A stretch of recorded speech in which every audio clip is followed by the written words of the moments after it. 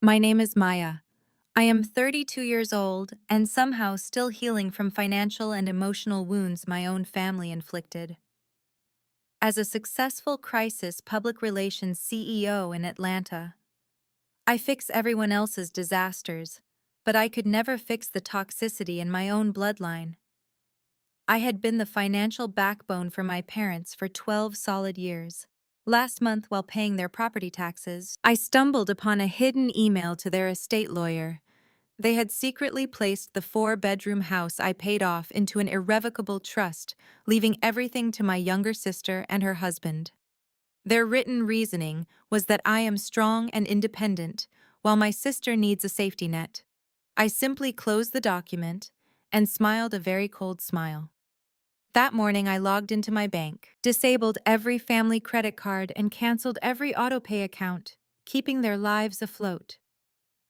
Before I continue this story, let me know where you are watching from in the comments below.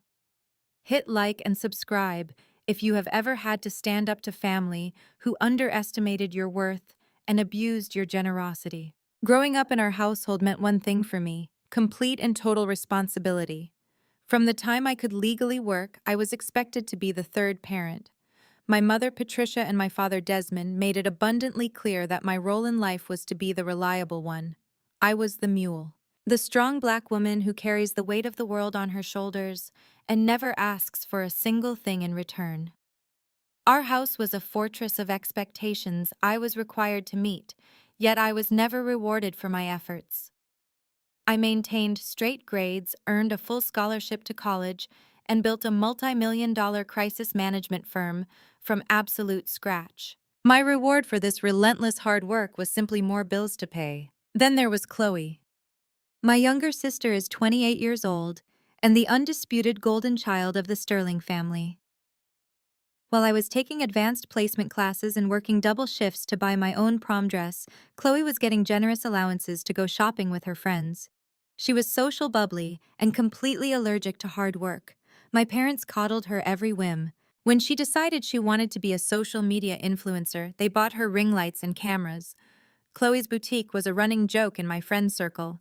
She rented a ridiculously overpriced storefront in a trendy neighborhood, stocking it with items she bought for pennies overseas and marked up by 500%. She called herself a CEO on social media, posting aesthetic photos of her sipping iced lattes while her business bled money every single month. When she could not make payroll, Patricia would call me crying about how Chloe was just going through a rough patch and needed her big sister to step up. I always stepped up. I always covered the deficit. Her husband Jamal is 30 years old and perfectly matches her energy. He is handsome, smooth-talking, and completely hollow. Jamal drives a leased Mercedes-Benz, wears designer belts, and calls himself a real estate mogul. In reality, he has not closed a single property deal in his life. He jumps from one get-rich-quick scheme to another, leaving a trail of failed ventures and drained bank accounts in his wake. Whenever I asked to see a business plan or a profit and loss statement, he would get defensive and accuse me of not supporting black business. My father, Desmond, would always take Jamal's side, telling me that a man needs respect and investment to thrive. So I invested. Thousands of dollars vanished into Jamal's pockets, never to be seen again. My parents treat Jamal like royalty because he gives Chloe the appearance of a picture-perfect marriage. They turn a blind eye to the fact that his luxury lifestyle is entirely funded by my hard work. The emotional toll was just as heavy as the financial one. Every Sunday dinner was an exercise in diminishing my accomplishments to protect their fragile egos. If I landed a major corporate client, my mother would quickly change the subject to praise Chloe for gaining 1,000 new followers online. My success was treated as a given, a utility to be harvested, while Chloe's mediocrity was celebrated as a triumph. They wanted me to stay small emotionally while producing massive financial results for their benefit. The concept of the black tax is something many people outside our community do not fully understand. It is the unspoken rule that the first person in the family to achieve financial success must pull everyone else up. It is not just about helping out in an emergency. It is an expected ongoing financial subsidy. For 12 years, I paid my parents' mortgage. 5 years ago, when my father's contracting business went under, the bank was ready to foreclose on our family home. I wrote a check for $85,000 to save the house. I paid their property taxes every year. I paid their life insurance premiums. I paid for Patricia's luxury car note. I was their retirement plan, their emergency fund, and their steady paycheck. I did it because I believed that is what a good daughter does. I believed family takes care of family. It was a Tuesday morning. The Atlanta skyline was gleaming outside the floor-to-ceiling windows of my corner office. I was sitting at my desk, dressed in a tailored crimson blazer, drinking my morning coffee. The agency was buzzing with activity, but I was focused on a personal task. I had logged into my father's email account. I manage all of his digital accounts because Desmond claims that dealing with passwords and websites gives him severe migraines. My intention was simply to access the county portal and pay their annual property tax bill of $4,250. I had my business checking account linked and ready to go. As I was navigating his inbox to find the tax assessment, a newly arrived email caught my eye. The subject line read, "Finalized trust and estate documents Sterling." The sender was Davis and Associates Law, a prominent estate planning firm in the city. I frowned at the screen. My parents had never mentioned hiring an estate lawyer, let alone finalizing a trust. A cold knot formed in my stomach. I clicked on the attachment and a thick legal document opened on my screen. I began to read through the dense legal jargon. My eyes scanned the paragraphs, absorbing the betrayal word by word. The document explicitly stated that the primary residence located on Oakwood Drive, the very house I had saved from foreclosure with my own money, was to be placed in an irrevocable trust. The sole beneficiaries of this trust were my sister Chloe, Sterling Harris, and her husband, Jamal Harris. I stopped breathing. I read the paragraph again, sure that I had misunderstood, but the words remained the same. I scrolled further down. The document detailed my parents' life insurance policies, the same policies I had been paying the monthly premiums on for over a decade. A payout of $500,000 was to be placed in a trust solely for the benefit of Chloe. My name was nowhere to be found. I had been completely and intentionally erased from their estate. At the bottom of the legal correspondence was a forwarded email thread. It contained a direct message from my mother, Patricia, to the lawyer providing instructions for the trust. I read her exact words. "Please ensure Maya's name is removed from the deed transfer completely. Maya can take care of herself. She is our strong, independent girl. Chloe and Jamal need this foundation to build their legacy. Jamal's business ventures need a safety net, and we want to bless them. A safety net." I whispered the words aloud to the empty office. I paid off that mortgage. I paid those premiums. I bought the safety net, and they were handing it over to a sister who never worked a hard day in her life, and a brother-in-law who preferred looking rich over actually building wealth.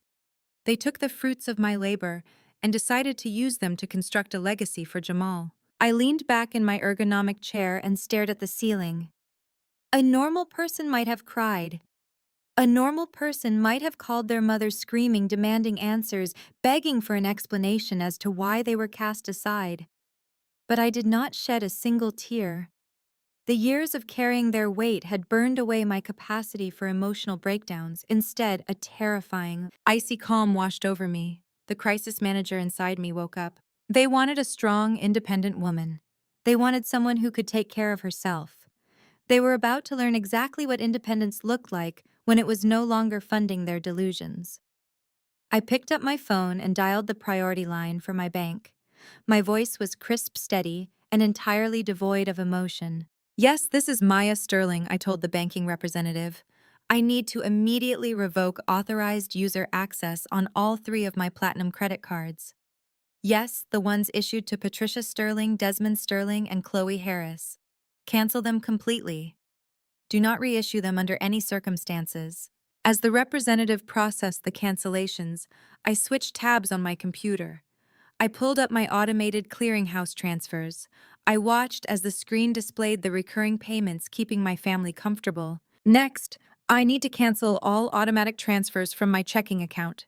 I continued speaking into the phone, the utility bills for the Oakwood Drive property, the auto insurance for the Mercedes-Benz, the monthly cash deposits into my parents' checking account, cancel every single one of them, make it effective immediately. The representative confirmed the changes. I hung up the phone. I looked back at the property tax portal still open on my other monitor. The balance of $4,250 stared back at me. I moved my mouse over the cancel button and clicked. The screen refreshed, confirming the payment was aborted. I stood up and smoothed my blazer. I looked out over the sprawling city of Atlanta, feeling a profound sense of liberation mingling with the deep stinging betrayal. I had spent my entire adult life acting as the shield for people who viewed me merely as a resource. They mistook my generosity for obligation. They mistook my silence for submission. From this moment forward, the Bank of Maya was permanently closed. Let Chloe and Jamal use their brand new legacy to keep the lights on. Let my mother explain to her church friends why her strong, independent daughter suddenly cut the financial cord. I knew my family. I knew the moment those credit cards declined at the grocery store and the moment the utility companies sent their final notices. A storm of biblical proportions would head my way. But I was not afraid. I make my living managing disasters, and I was more than ready to let this one burn their fake empire to the ground. 1 month passed in glorious absolute silence. For 30 days, I woke up without a single crisis to manage outside of my actual paying clients. There were no emergency text messages about a flat tire on a car I did not even drive. There were no frantic phone calls about overdrawn checking accounts or mysteriously high grocery bills. There was just the quiet hum of my own life. I knew the grace period was only happening because they had not noticed yet. The credit cards would not decline until they tried to swipe them for something expensive. The utility bills had a 30-day billing cycle. The fallout was brewing in the background, serving as a silent countdown to the inevitable explosion. I used that month to fortify my mind and my assets. I reviewed my personal finances, ensuring every possible link to my parents was permanently severed. I legally removed myself as an emergency contact for their accounts. I called my bank to double-check that no unauthorized charges had slipped through the cracks. I was meticulously building a wall of protection around my livelihood, knowing the storm was coming. The explosion finally arrived on a Thursday evening. I was standing in my kitchen pouring a glass of expensive red wine. The Atlanta traffic hummed 30 stories below my penthouse window, a constant reminder of the fast-paced world I conquered daily. My phone vibrated against the marble countertop with an aggressive, continuous buzzing that immediately spiked my heart rate. I picked up the device. The screen lit up with a text message from my mother, Patricia. It was not a warm greeting. It was not a gentle check to see if I was alive or well or happy. It was a vicious demand written entirely in capital letters. The text read exactly like this: "The utility bills are due. Did you change your card number? The water company sent a final notice today, and the electric company is threatening to shut off the power by Friday morning." I stared at the glowing screen in the dim lighting of my kitchen. The sheer entitlement was genuinely breathtaking. After a lifetime of raising me to be their personal automated teller machine, Patricia could not even bother to say hello to her eldest daughter. She just expected the money to flow without question or delay. She assumed I had simply made a banking error or lost a credit card. The idea that I would intentionally cut them off was completely unfathomable to her privileged mindset. I took a slow, deliberate sip of my wine, letting the cool liquid calm the sudden heat rising in my chest. My thumb hovered over the digital keyboard. I typed out a single, devastating sentence: "Ask the sole heir to pay it." I hit send and waited for the shockwave. It took exactly 4 seconds for the retaliation to begin. My phone screen transformed into a chaotic barrage of notifications. Missed calls stacked up one after another, vibrating violently against my palm. When I refused to answer, the barrage shifted to angry text messages and toxic voice memos. I tapped the first voice memo from Patricia. Her voice filled my quiet kitchen, shrill and dripping with manufactured panic and rage. She screamed into the microphone, telling me that she did not know what kind of sick game I was playing with them today. She asked if I was going to leave my own parents to sit in the dark and lose our running water. She demanded to know how I dared to speak to my mother like that. She ordered me to fix the credit card right now, or she would come down there and handle me herself. Before her threatening memo even finished playing, a text message from my younger sister Chloe chimed in, lighting up the screen. Chloe demanded to know what my major problem was. She said our mom was literally crying in the kitchen right now because the lights were about to be cut off. She also said Jamal complained that my card declined for her boutique Shopify account too. She warned that her online store was going to be taken offline by midnight and ordered me to stop being so incredibly petty and fix the payment methods right now. I set my wine glass down heavily on the marble island. A dry, humorless laugh escaped my lips. Chloe was 28 years old, running a failing business that had never once turned a profit, relying entirely on my stolen financial grace to play the role of a highly successful entrepreneur. Her boutique was a digital graveyard of overpriced wholesale garbage shipped from overseas. And Jamal was a 30-year-old man who spent his days posting motivational business quotes on social media while driving a leased Mercedes-Benz he could not actually afford to put premium gas inside. He strutted around Atlanta, pretending to be a self-made boss, while literally swiping my platinum card to buy his weekly groceries. I pressed the microphone icon to record a voice memo back to Chloe. I kept my voice dangerously calm and perfectly measured, giving no oxygen to her hysteria. I told Chloe that she and Jamal are the sole heirs to the Oakwood estate now. I reminded her that Mom and Dad explicitly stated in their legal documents that they need a solid foundation to build their grand legacy. I suggested she consider the past due electric bill the very first brick in that foundation. As for her failing boutique, I highly suggested Jamal sell that leased Mercedes-Benz he absolutely loves, flexing online to cover her basic Shopify fees. I explicitly warned her to never text my personal phone asking for money again. I sent the audio file knowing it would land like a grenade in their living room. Immediately my phone rang again. This time the caller ID flashed with my father Desmond's name. I decided to answer the call. I needed him to hear my actual voice. I needed him to understand that the dynamic between us had permanently shifted and would never return to what it was. "Hello, Desmond," I said flatly. He yelled my name and demanded to know what in the world was going on with me today.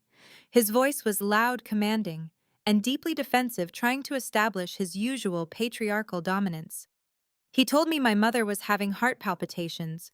He yelled that I cut off the autopay without telling anyone. He asked if I knew how incredibly embarrassing it was for Jamal to go to the grocery store today and have that American Express card decline at the register. He claimed Jamal had a whole massive cart full of food, and the cashier had to void the entire transaction while people watched him stand there looking foolish. I let his ridiculous words hang in the heavy air for a long moment. The pure absurdity of his outrage was almost poetic. He was actually furious that a grown, capable man experienced mild social embarrassment while actively trying to steal my hard-earned money. I asked him if it was embarrassing for Jamal, keeping my tone icy and sharp. I asked him why a 30-year-old married man was using his sister-in-law's credit card to buy his groceries in the first place.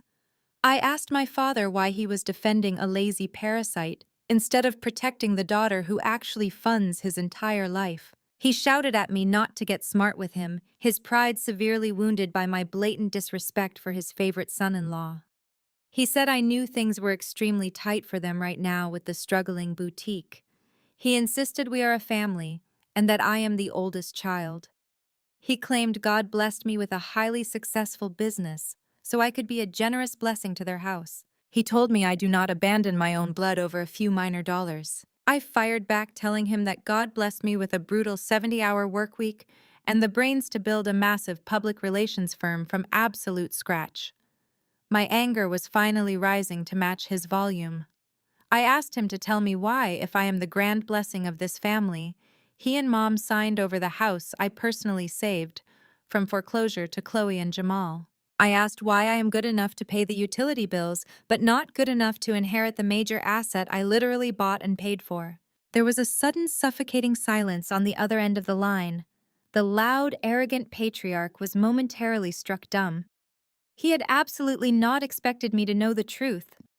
He genuinely thought his dirty secret was perfectly safe, hidden away in the digital files he stubbornly refused to understand. He finally stammered, accusing me of snooping in his personal emails, trying desperately to pivot the conversation back to anger and control.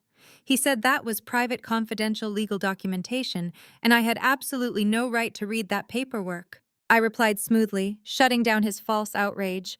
I reminded him that he literally asked me to organize his chaotic inbox because he does not know how to use the basic search function. I told him I saw the finalized trust and the updated life insurance policies. I pointed out that he happily handed my financial labor over to Jamal, a man who has not held a steady, respectable job since Obama was in office. I reminded him that he explicitly told the estate lawyer that I could take care of myself. I told him that starting today I am letting them take care of themselves. He pleaded, his voice shifting drastically from anger to a desperate, manipulative guilt trip. He called me strong and said I have my own beautiful house and lucrative company. He claimed my little sister needs financial help and that I am letting petty money tear this whole family apart. He told me I should be deeply ashamed of myself for calculating every single penny they spent. He said they raised me to respect my family and that they gave me life. I said, my voice dropping to a harsh, unforgiving whisper, that they raised me to be a financial mule. I told him the Bank of Maya is permanently closed. I said if Chloe is old enough to inherit an entire estate, she is old enough to pay the monthly light bill. I told him to tell his golden child to step up. I hung up the phone without waiting for his response. I quickly opened my contact list. I blocked Desmond's cell phone number. I blocked Patricia's cell phone number. I blocked Chloe. I even blocked Jamal just in case he got bold enough to try reaching out to me for cash. I walked over to the floor-to-ceiling windows of my penthouse and looked out over the glittering Atlanta skyline. The city stretched out before me, a glowing testament to ambition and relentless hard work. In Black families, the exact moment you set a firm financial boundary, you are instantly labeled the ultimate villain. You are told you are acting brand new. You are aggressively accused of thinking you are better than everybody else in the bloodline. The toxic cultural expectation is that the one person who makes it out must drag everyone else along, even if they are actively trying to sink the ship. But I knew the manipulation playbook inside and out. They foolishly thought the silent treatment would eventually break my spirit. They thought I would come crawling back to them with my open checkbook in hand, begging for their conditional love and fleeting approval. They assumed my ingrained guilt would completely override my common sense. They were entirely wrong. They were about to find out that I do not just manage massive crises for my corporate clients. I actively create them for my enemies. And right now, my greedy, enabling family was the absolute biggest threat to my peace and prosperity. I poured the rest of the wine down the kitchen drain. I needed a sharp, clear head for the war that was coming next. I stood by the window for a long time, watching the headlights blur into rivers of gold and red along the highway. Tomorrow would bring a new level of chaos. I knew Patricia would not simply accept this defeat without staging a massive dramatic public spectacle. They had crossed a line that could never be uncrossed, and I was fully prepared to watch their illusions shatter into a million tiny pieces. The very next morning, the polished glass doors of Sterling Crisis Management swung open with a violent crash. My public relations agency occupies the entire top floor of a premium downtown high-rise. The aesthetic is intentionally intimidating. White marble floors, sleek frosted glass partitions, and a team of 40 highly paid professionals who handle the worst corporate disasters in the country. It is a quiet, heavily guarded fortress of absolute competence. But today the crisis was not coming from a panicked chief executive officer. It was coming from my own bloodline. I was standing in the center of the main bullpen reviewing a press release with my senior account manager when the shouting began. The sound of my mother's voice pierced the quiet hum of ringing phones and clicking keyboards. Patricia Sterling did not just walk into my office. She invaded it. "Where is she?" my mother screamed, her voice echoing off the marble walls. "Where is the ungrateful daughter who left her own parents to starve and freeze in the dark?" I turned around slowly, handing the tablet back to my manager. Through the glass walls of the lobby, I saw the spectacle unfolding. Patricia was wearing a dramatic black dress, clutching a designer handbag I had purchased for her last Christmas. She was actively weeping, scanning the room to ensure she had an audience. Behind her stood my father Desmond, trying to look imposing with his chest puffed out, but mostly just looking entirely out of place in a modern corporate environment. Flanking them like a cheap knockoff bodyguard was Jamal. He wore a loud, mismatched suit and gripped the key fob to his leased Mercedes as if it were a weapon. My receptionist, a brilliant young man named David, stood up from his desk and politely asked them to lower their voices and sign in. Patricia practically swatted him away. "I do not need to sign in to see my own flesh and blood," she shrieked, pointing a shaking finger toward the bullpen. "Maya Sterling, get out here right now." Every single employee in my firm stopped working. 40 heads turned to watch the woman who usually handles Fortune 500 scandals suddenly become the center of one. I could see the exact strategy my mother was attempting to deploy. It was the ultimate weapon in toxic family dynamics: public shame.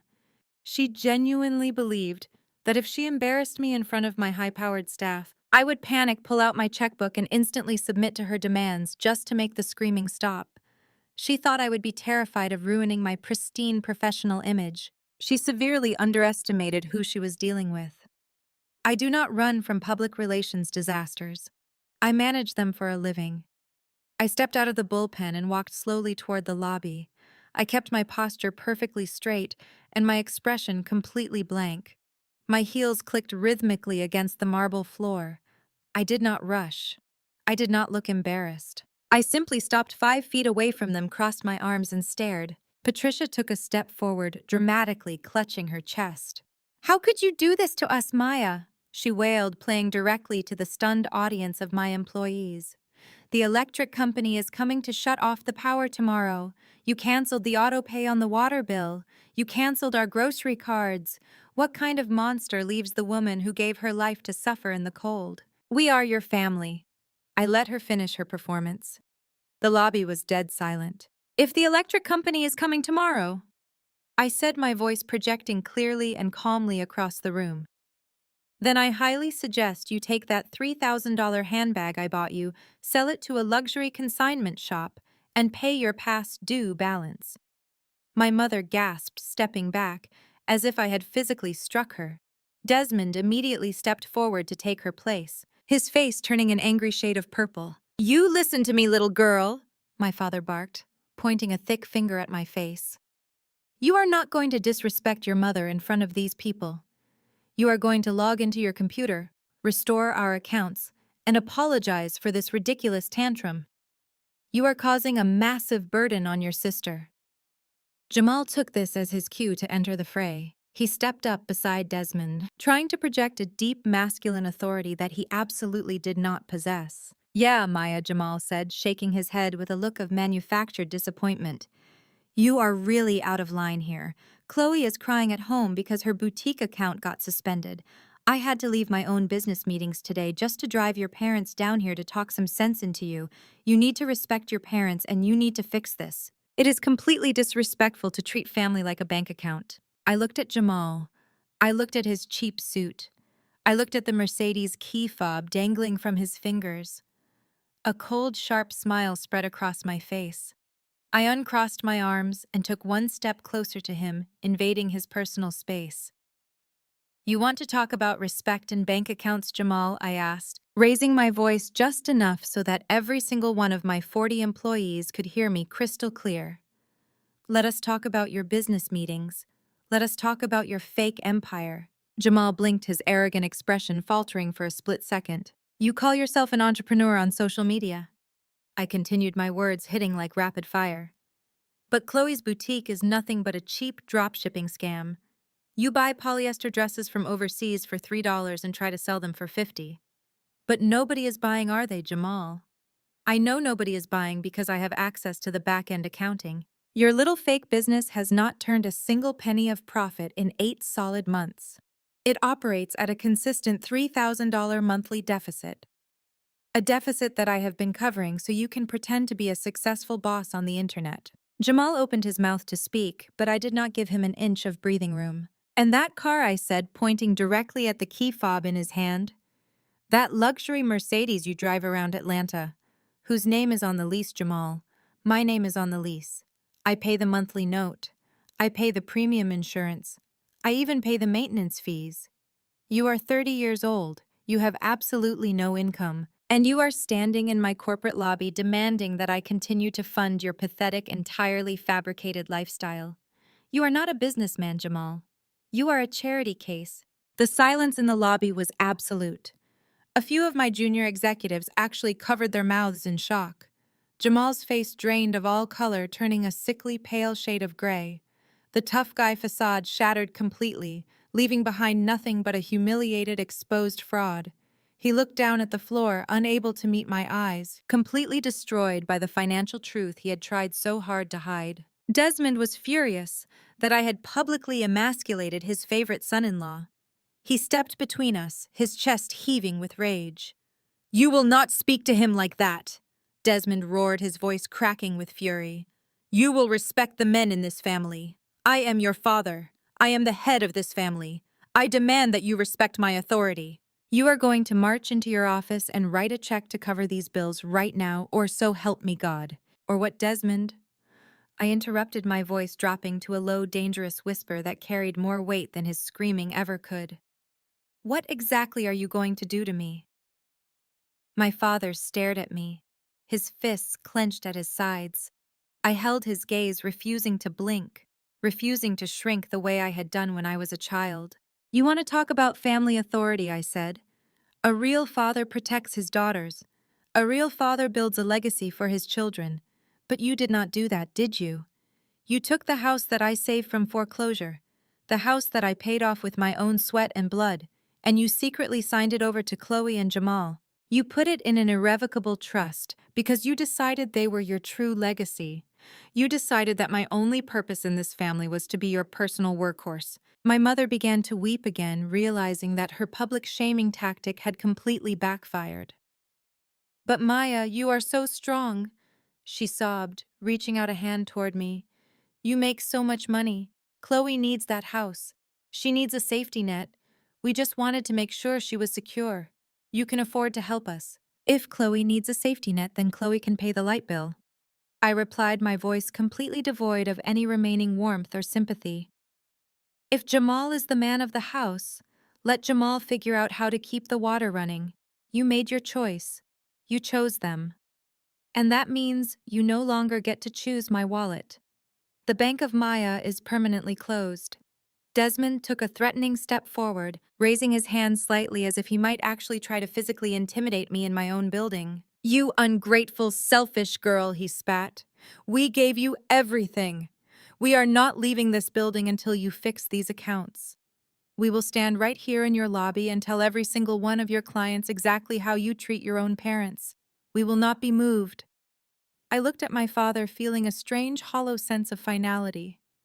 Any tiny, lingering shred of hope that they might eventually love me for who I was, and not just for what I could buy them, vanished entirely. I turned my head slightly toward the front reception desk. "Marcus," I said clearly. Marcus, my head of corporate security, had been standing silently near the elevators the entire time. He is a massive former military contractor who does not tolerate any disruptions in the building. He immediately stepped forward, accompanied by two other large security personnel. "Yes, Miss Sterling," Marcus said, his voice deep and authoritative. "These three individuals are trespassing," I told him, not looking away from my father. "They are no longer welcome on this floor or in this building. Please physically escort them out. If they resist or if they attempt to cause a disturbance in the elevator bank, you are authorized to call the Atlanta Police Department and have them arrested for criminal trespassing." My mother gasped, a sound of pure, unadulterated horror. "You would have your own parents arrested." "I will have trespassers arrested," I corrected her. Marcus stepped directly in front of Jamal, placing a massive hand on his shoulder. Jamal flinched immediately, taking 3 steps backward toward the glass doors. The fake bravado was completely gone. "It is time to leave," Marcus said, his tone leaving absolutely no room for negotiation. "Now." Desmond tried to hold his ground, but the two other security guards moved in on either side of him. Realizing that he was completely outmatched and that his patriarchal authority meant absolutely nothing to men who were paid to protect my company, Desmond finally backed down. His face was twisted in a snarl of pure hatred. "You are dead to us, Maya," my father spat as Marcus began physically guiding him toward the exit.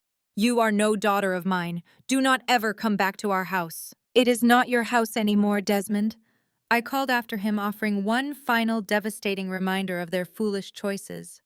"It belongs to Jamal now. Ask him if you can stay." Marcus and his team expertly pushed my parents and my disgraced brother-in-law through the heavy glass doors. The doors swung shut behind them with a solid, satisfying thud, instantly cutting off the sound of my mother's dramatic wailing.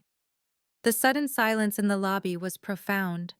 The toxic noise that had plagued my life for decades was finally locked outside. I stood there for a moment, taking a slow, deep breath. I smoothed the lapels of my crimson blazer. I turned around to face my 40 employees, who were all still frozen in place, staring at me in complete shock. "Show is over, everyone," I said, clapping my hands once to break the tension. "Back to work. We have actual crises to manage today." Without waiting for their response, I turned and walked straight back into my corner office, closing the glass door behind me. I sat down at my desk, opened my laptop, and got back to work. I had just successfully managed the most important crisis of my entire life, and I had never felt more powerful. 6 weeks passed since I had my family physically escorted from my building. 6 weeks of absolute glorious peace. I poured every ounce of my energy into my firm, and the results were spectacular. We secured 3 new international clients, and our current office space was bursting at the seams. It was time to expand. I was sitting in the plush mahogany-paneled office of Richard Vance, the senior commercial loan officer at First Atlanta National Bank. I was dressed in a sharp navy blue power suit, sipping sparkling water from a crystal tumbler. Across from me, Richard was typing away at his computer, finalizing the paperwork for a $2.5 million commercial real estate loan. I was buying a historic building downtown to serve as the new headquarters for Sterling Crisis Management. This was the ultimate victory lap. I had cut the dead weight from my life and I was soaring. I had worked tirelessly since I was 18 to build a flawless financial profile. I never missed a payment. I never carried unnecessary debt. My credit score was a pristine 810. I was every banker's dream client, bringing millions in revenue and a spotless track record. Richard and I had spent the last 20 minutes making polite conversation about the Atlanta real estate market and my firm's explosive growth. Everything was perfectly aligned. I had the down payment sitting in liquid cash. The building appraisal had come back flawless. I was simply waiting for Richard to hit print so I could sign my name and claim my new empire. Richard clicked his mouse a final time and leaned back in his leather chair. However, instead of offering me a congratulatory smile and a pen, his brow furrowed into a deep, troubled knot. He stared at his monitor, tapped a few keys, and stared again. The comfortable celebratory atmosphere in the room evaporated instantly, replaced by a sudden heavy tension. I sat up straighter, my public relations instincts immediately sensing a shift in the narrative. "Is there an issue with the appraisal, Richard?" I asked, my voice projecting calm confidence. Richard did not look at me. He picked up his desk phone, dialed a brief extension, and spoke in hushed tones to someone in the underwriting department. When he finally hung up, he looked across the desk at me with an expression of profound discomfort and pity. It was the exact look I gave clients right before I told them their corporate scandal was going to hit the front page of the national news. Richard began clearing his throat nervously. "I am afraid there is a significant problem here. The automated underwriting system just returned a hard denial on your loan application." I stared at him, genuinely confused. A hard denial? That was impossible. I laughed, a short, dismissive sound. "Richard, there must be a glitch in your system. I have zero debt outside of my primary residence, and my firm clears 7 figures annually. My credit score is 810. Just refresh the portal." He slowly turned his monitor around to face me. He pointed a shaking finger at the screen. Maya, your credit score is not 810. As of this morning, your FICO score is 540. The air vanished from the room. My vision tunneled, focusing entirely on that glowing red number on the screen. 540. That was not a minor clerical error. That was a catastrophic financial collapse. A score of 540 meant severe delinquency. It meant defaults. It meant financial ruin. My heart began to hammer violently against my ribs, but I forced my face to remain completely impassive.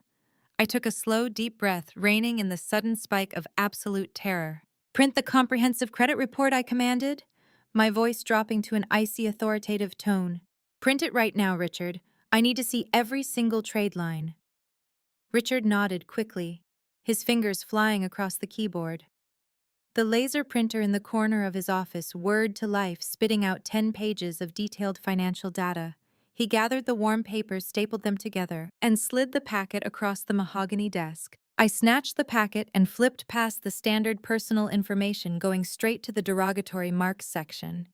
My eyes scanned the columns of data, searching for the anomaly that had destroyed a decade of my careful financial discipline. And then I found it. It was a glaring, toxic red line item sitting like a bomb in the middle of my pristine history. It was a commercial line of credit. The original loan amount was $150,000. The origination date was exactly 2 years and 3 months ago. The payment status was listed as severely delinquent, charged off, and sold to a predatory collections agency. I stared at the name of the business attached to the defaulted loan. Chloe's Closet, LLC. The blood drained from my face. My skin went ice cold. The perfectly sterile air of the bank office suddenly felt suffocating. I gripped the edges of the paper so tightly that my knuckles turned white. Chloe's Closet, LLC. My sister's failing, pathetic drop-shipping boutique. "How is this attached to my social security number?" I asked, my voice deadly quiet. "I never co-signed a loan for my sister. I never authorized this." Richard leaned over his desk, pointing to a specific data field on the report. "Maya, you are not listed as a co-signer. According to the filing from the issuing bank, you are listed as the primary personal guarantor for the corporate entity.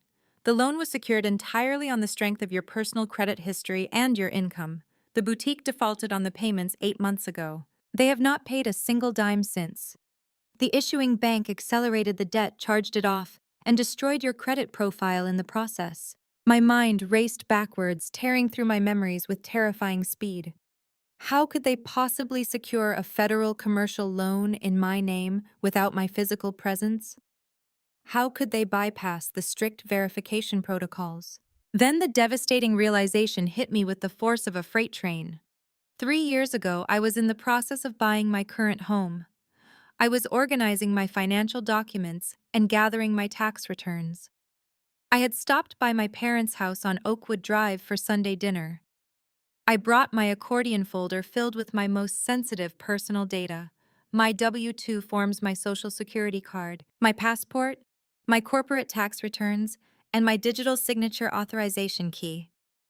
I accidentally left the folder on my father's desk in his home office. When I retrieved it 2 days later, Desmond told me it had been perfectly safe and untouched. They did not just touch it, they photocopied everything. Patricia and Desmond took my highly sensitive financial documents and kept them hidden. When Chloe's ridiculous fake boutique started hemorrhaging money, they did not just ask me for cash. They knew I would never hand over $150,000 for a failing venture. So they bypassed me entirely. They took my documents, logged onto a commercial banking portal, and applied for a massive corporate loan. They forged my digital signature. They committed premeditated federal identity theft. My parents and my sister had actively conspired to steal my financial identity. They mortgaged my entire future, my pristine reputation, and my livelihood just to keep up the pathetic illusion that Chloe and Jamal were successful entrepreneurs. They stole $150,000 in my name, spent every single penny of it on cheap inventory and Jamal's luxury lifestyle, and then let the loan default, knowing full well it would completely destroy my credit score. They were willing to ruin me. They were willing to sacrifice my business expansion, my commercial loan, and my personal freedom, all to protect the golden child. Maya, Richard said softly, breaking into my racing thoughts. This is a very serious situation.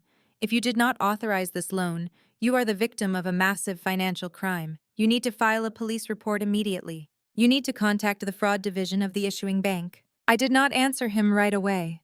I sat perfectly still in the leather chair, staring at the words, Chloe's Closet LLC, printed on the damning report.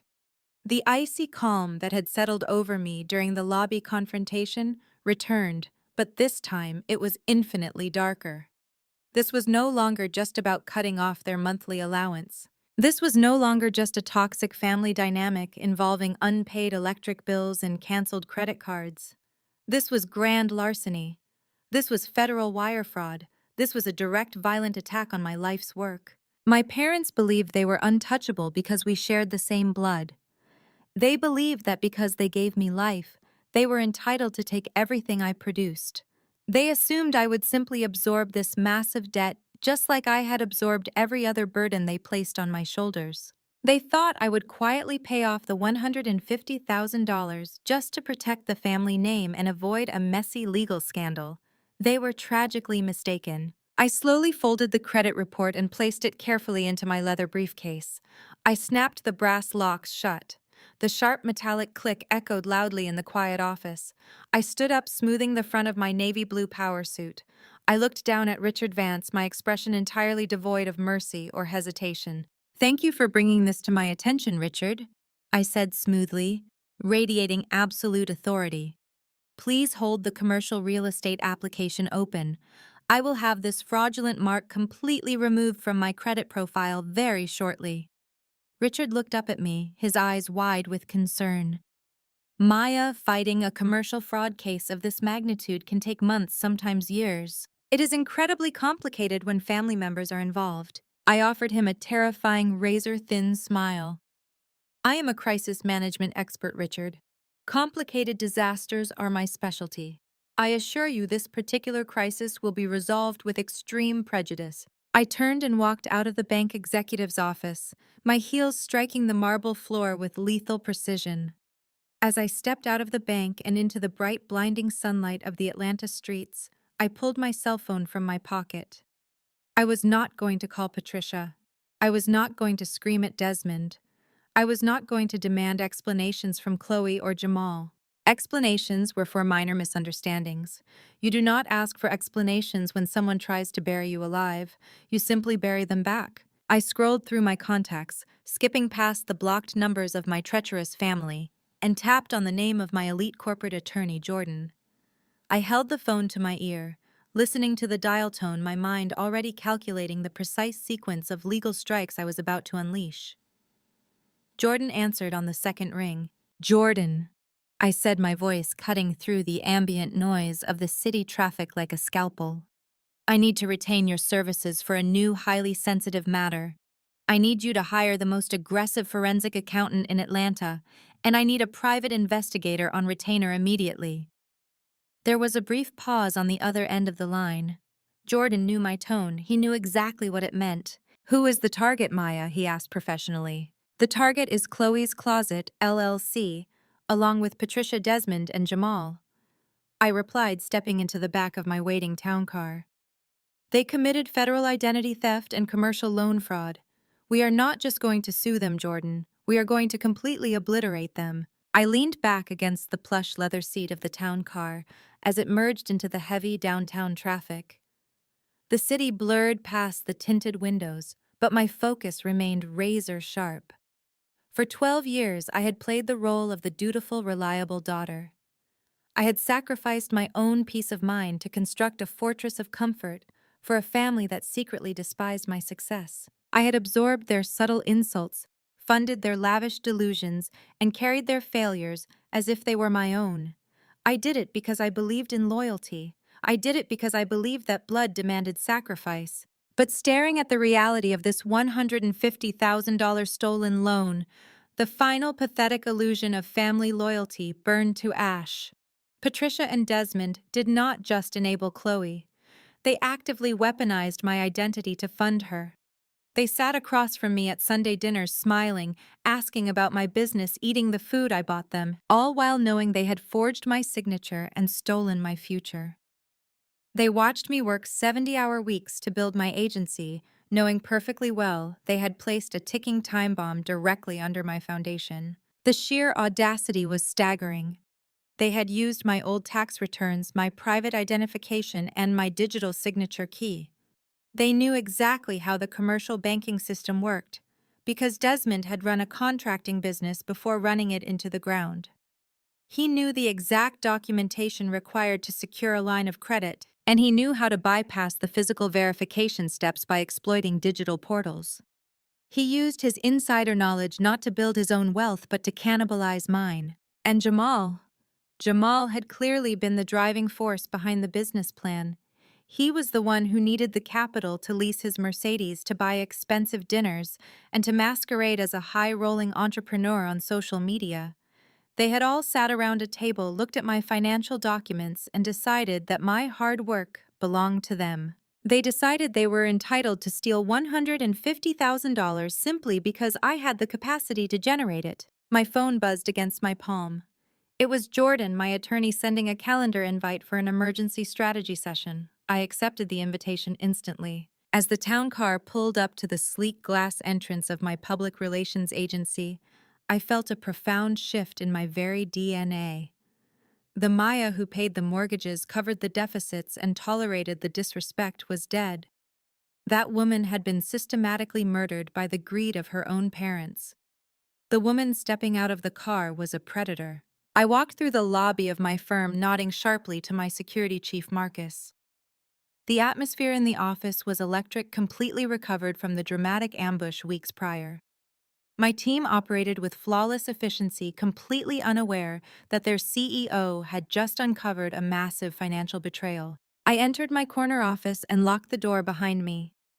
I spread the 10 pages of the credit report across my immaculate desk. Every red mark, every default code, every collection agency notice was a piece of evidence. I began highlighting the discrepancies, building the initial framework of my retaliation. They thought they had outsmarted me. They thought they could commit federal wire fraud and hide behind the sacred veil of family.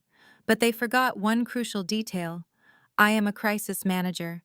I destroy careers, dismantle reputations, and bury scandals for a living. I know exactly how to trace money. I know exactly how to expose secrets. And I know exactly how to legally ruin a person who deserves to be ruined. My family had declared war on my life, and I was going to finish it. I picked up the sleek silver receiver of my desk phone and instructed my assistant to clear my schedule for the remainder of the week. Every client meeting, every press conference, and every strategy session was instantly delegated to my senior executives. I needed absolute, unbroken concentration.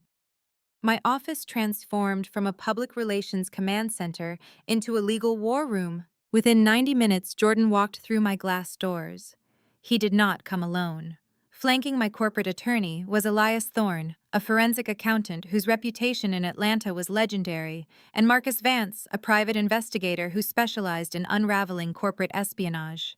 They took their seats around my marble conference table, opening their laptops with military precision. I slid the 10-page credit report and the loan documentation across the polished surface. I told them I needed every digital fingerprint, every bank transfer, and every forged signature tied to this document traced back to its origin. Elias adjusted his glasses and immediately went to work. He explained that amateur fraudsters always leave a digital trail a mile wide. They assume that moving money through limited liability companies makes them invisible, but commercial banks log the metadata of every single keystroke. While Elias dug into the financial architecture of Chloe's Closet, LLC, Jordan leaned forward and folded his hands on the table. He needed me to understand the absolute severity of the situation we were uncovering. This was not a simple civil dispute over a stolen credit card. The moment my parents and Jamal transmitted false financial documents across state lines to a federally insured banking institution, they escalated their greed into a federal crime. Jordan laid out the legal reality with brutal clarity. He explained that commercial loan fraud and aggravated identity theft fall directly under federal wire fraud statutes. The issuing bank was headquartered in Delaware, which meant the electronic transmission of my forged signature crossed state lines. The FBI and the Secret Service hold jurisdiction over these types of financial crimes. Jordan looked me dead in the eye and told me that if we filed the identity theft affidavit and handed our evidence over to the authorities, the situation would immediately leave my control. There would be no quiet family settlement. There would be no mediation. The federal prosecutors would seek indictments, and the sentencing guidelines for defrauding a federal bank combined with aggravated identity theft carried mandatory minimums. If convicted, Patricia Desmond and Jamal were looking at anywhere from 5 to 10 years in a federal penitentiary. Jordan asked me the most important question of the afternoon. He asked if I was fully prepared to send my own parents and my brother-in-law to federal prison. The alternative, he explained, was to absorb the $150,000 debt. If I paid it off using my own capital, the bank would consider the loan satisfied. The default would remain on my credit report for 7 years, severely hampering my business expansion. But my family would remain free. I sat back in my chair and let his words echo in the quiet office. I pictured my mother standing in my lobby, weaponizing her tears to humiliate me. I pictured my father demanding respect while secretly stealing my future. I pictured Jamal wearing a suit bought with my stolen money, calling me selfish. I looked at Jordan and told him I would not absorb a single dime of that fraudulent debt. I told him I did not care if they spent the next decade wearing federal uniforms. They made the conscious, calculated choice to steal my identity, and they would suffer the absolute maximum penalty the law allowed.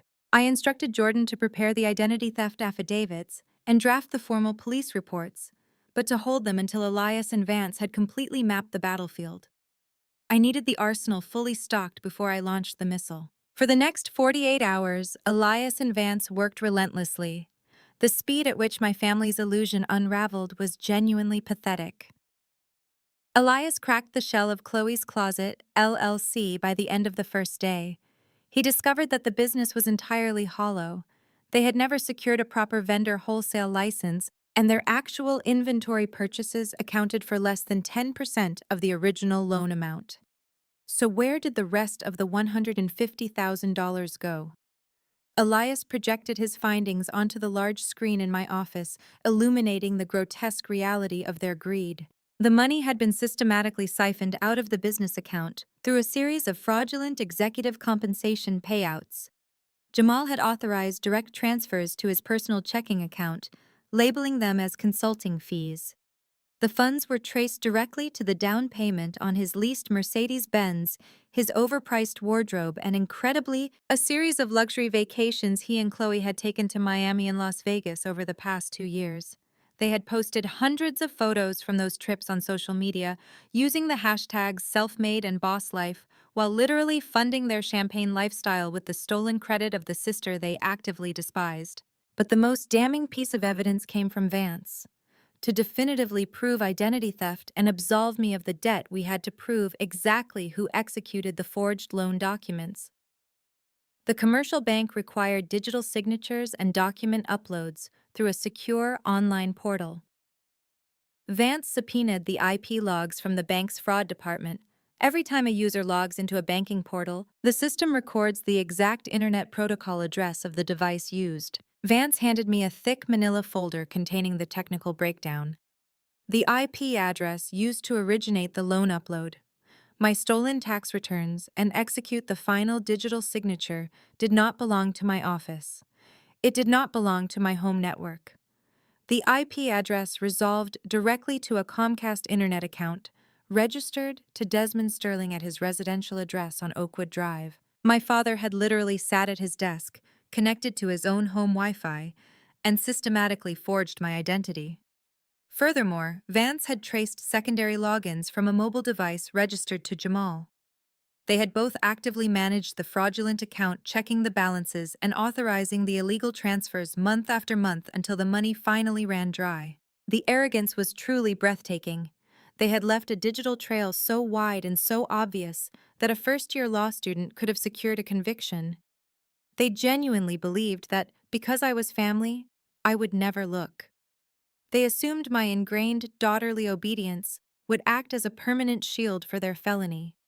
They treated my identity like a communal asset, completely disregarding the catastrophic damage they were inflicting on my life and my business. I stood up and walked over to the floor-to-ceiling windows, looking out over the sprawling Atlanta skyline. The anger that had been simmering in my chest crystallized into something cold hard and completely unstoppable. I was holding a loaded gun, and my family had painted a massive target on their own chests. Jordan packed up his briefcases, organizing the mountain of irrefutable evidence Elias and Vance had compiled. He asked me what the next step was. He assumed I wanted him to immediately march down to the federal prosecutor's office and hand over the files. But a simple, quiet arrest was too good for them. It lacked the necessary impact. Patricia and Desmond cared about one thing above all else. They cared about their public image. They cared about the illusion of their success and the manufactured narrative of their superiority.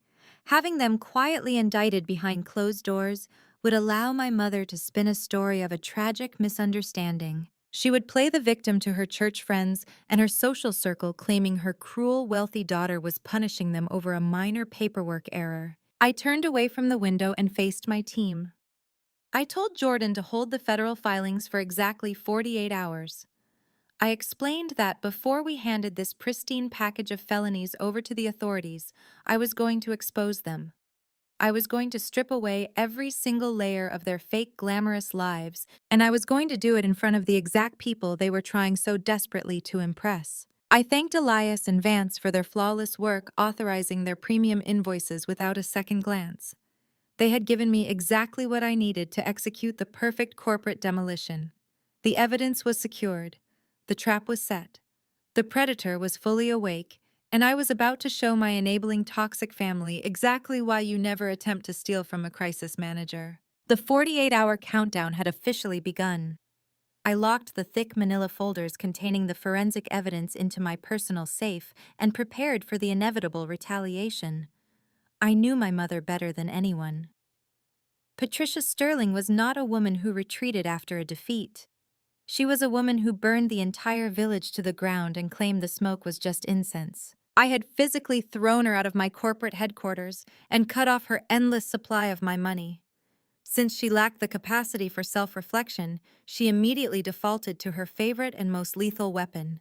She weaponized her community. I had spent the last 20 years watching Patricia cultivate a flawless image at the First Fellowship Church of Atlanta. She was the head of the hospitality committee, the lead organizer of the annual charity gala, and the absolute epicenter of the Sunday morning gossip network. She used her church involvement not for spiritual growth, but as a heavily fortified social shield. Nobody would ever suspect a woman who organized food drives and bake sales of being a financial parasite. By Wednesday morning, she had officially gone on the offensive. She did not know that I had uncovered the commercial loan fraud. She only knew that the Bank of Maya was permanently closed and her fake billionaire son-in-law had been publicly humiliated. So she began spinning a masterclass narrative of pure victimhood. My phone started vibrating on my desk just before noon. The initial wave of attacks did not come from my parents. It came from the flying monkeys. In toxic family structures, the flying monkeys are the extended relatives, friends, and enablers who blindly do the bidding of the chief manipulator. They do not ask for both sides of the story. They simply attack the designated target to maintain their own comfortable standing in the family hierarchy. The first text message came from my Aunt Susan, my mother's older sister. Aunt Susan had not called me on my birthday in 5 years, but she suddenly felt entitled to aggressively critique my character. The text was a massive block of angry paragraphs. She wrote that my mother had called her sobbing uncontrollably at 6 in the morning. She claimed Patricia had suffered a minor panic attack because I had maliciously canceled their utility payments. She accused me of letting my corporate success rot my brain and corrupt my soul. She asked how I could sleep in a luxury penthouse while actively trying to render my elderly parents homeless. She finished the message by quoting a Bible verse about honoring thy father and mother, adding that my grandfather would be deeply ashamed of the greedy, heartless monster I had become. Before I could even process the sheer audacity of Aunt Susan's message, my phone lit up with a notification from my cousin Marcus. Marcus was a struggling real estate agent who frequently asked my father for networking favors. He texted me to say that I had officially crossed the line. He said the entire family was talking about my psychotic breakdown at my office. According to the story Patricia had spun, I had completely lost my mind, screamed obscenities at my mother, and had my security guards physically assault my father and Jamal just because they asked me to help Chloe with a minor business expense. He told me I was acting brand new and that money had turned me into a disgusting, arrogant snob. He demanded that I call my parents, immediately apologize for my unhinged behavior, and fix whatever financial mess I had caused them. The messages kept flooding in. My phone screen transformed into a continuous waterfall of manufactured outrage and blind condemnation. Uncle David left a scathing voicemail telling me that family loyalty is the only thing that matters in this world, and that I was breaking the sacred code of our bloodline. A woman from my mother's prayer circle actually sent me a direct message on social media, telling me she was praying for my cold, hardened heart and begging me not to throw my poor, struggling parents out onto the street. Patricia had painted a masterpiece of manipulation. She had completely omitted the fact that she and Desmond had secretly signed an entire estate over to Chloe. She had conveniently forgotten to mention that Jamal was a 30-year-old man refusing to work. And of course, she had absolutely no idea that I knew about the $150,000 of federal fraud hanging over their heads. She had positioned herself as the helpless, loving matriarch being brutally victimized by her greedy, sociopathic daughter. I sat alone in my massive office watching the hateful messages stack up one by one. The silence of the room felt incredibly heavy. A profound, suffocating wave of loneliness washed over me, chilling me to the bone. This is the brutal reality of being the designated family scapegoat. When you finally stand up and refuse to be abused, you do not get a round of applause. You do not get an apology. You get entirely isolated. The people who have known you since you were born, the aunts who held you as a baby, the cousins you played with in the backyard, they all turn on you instantly. They do not give you the benefit of the doubt. They do not pause to wonder if perhaps the daughter who has funded the family for a decade might have a valid reason for walking away. They simply attack. The urge to defend myself was almost overwhelming. My thumb hovered over the digital keyboard. I had the power to end the smear campaign in 60 seconds. I could take a screenshot of the forged commercial loan documents. I could take a picture of the forensic accounting report showing Jamal spending my stolen credit on luxury vacations.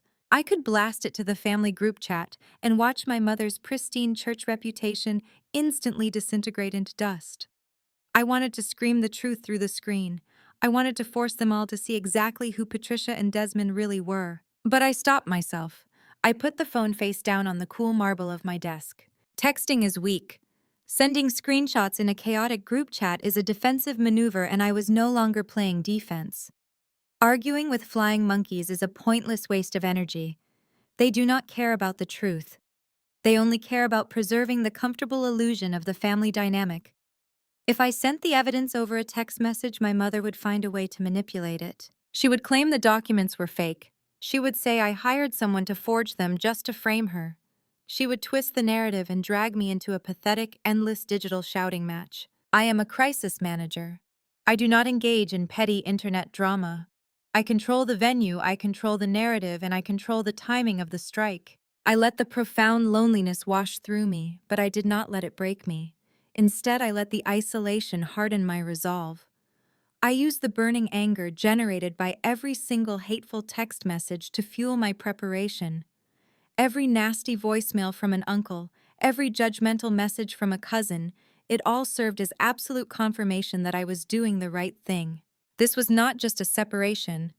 This was a necessary amputation. The entire family tree was infected with the same toxic rot, and I was finally cutting myself free. I turned off the notifications on my personal cell phone. Let them talk. Let them spin their ridiculous stories. Let Patricia gather sympathy from her prayer circle and play the weeping victim to her sisters. The higher she built her pedestal of lies, the more devastating the fall would be.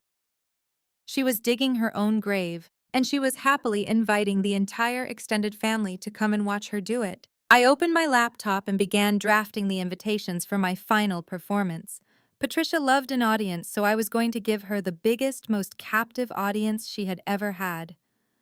My parents were hosting their annual summer barbecue at their house this coming Saturday. It was a massive event heavily attended by the entire extended family members of their church and Desmond's former business associates. It was the perfect stage.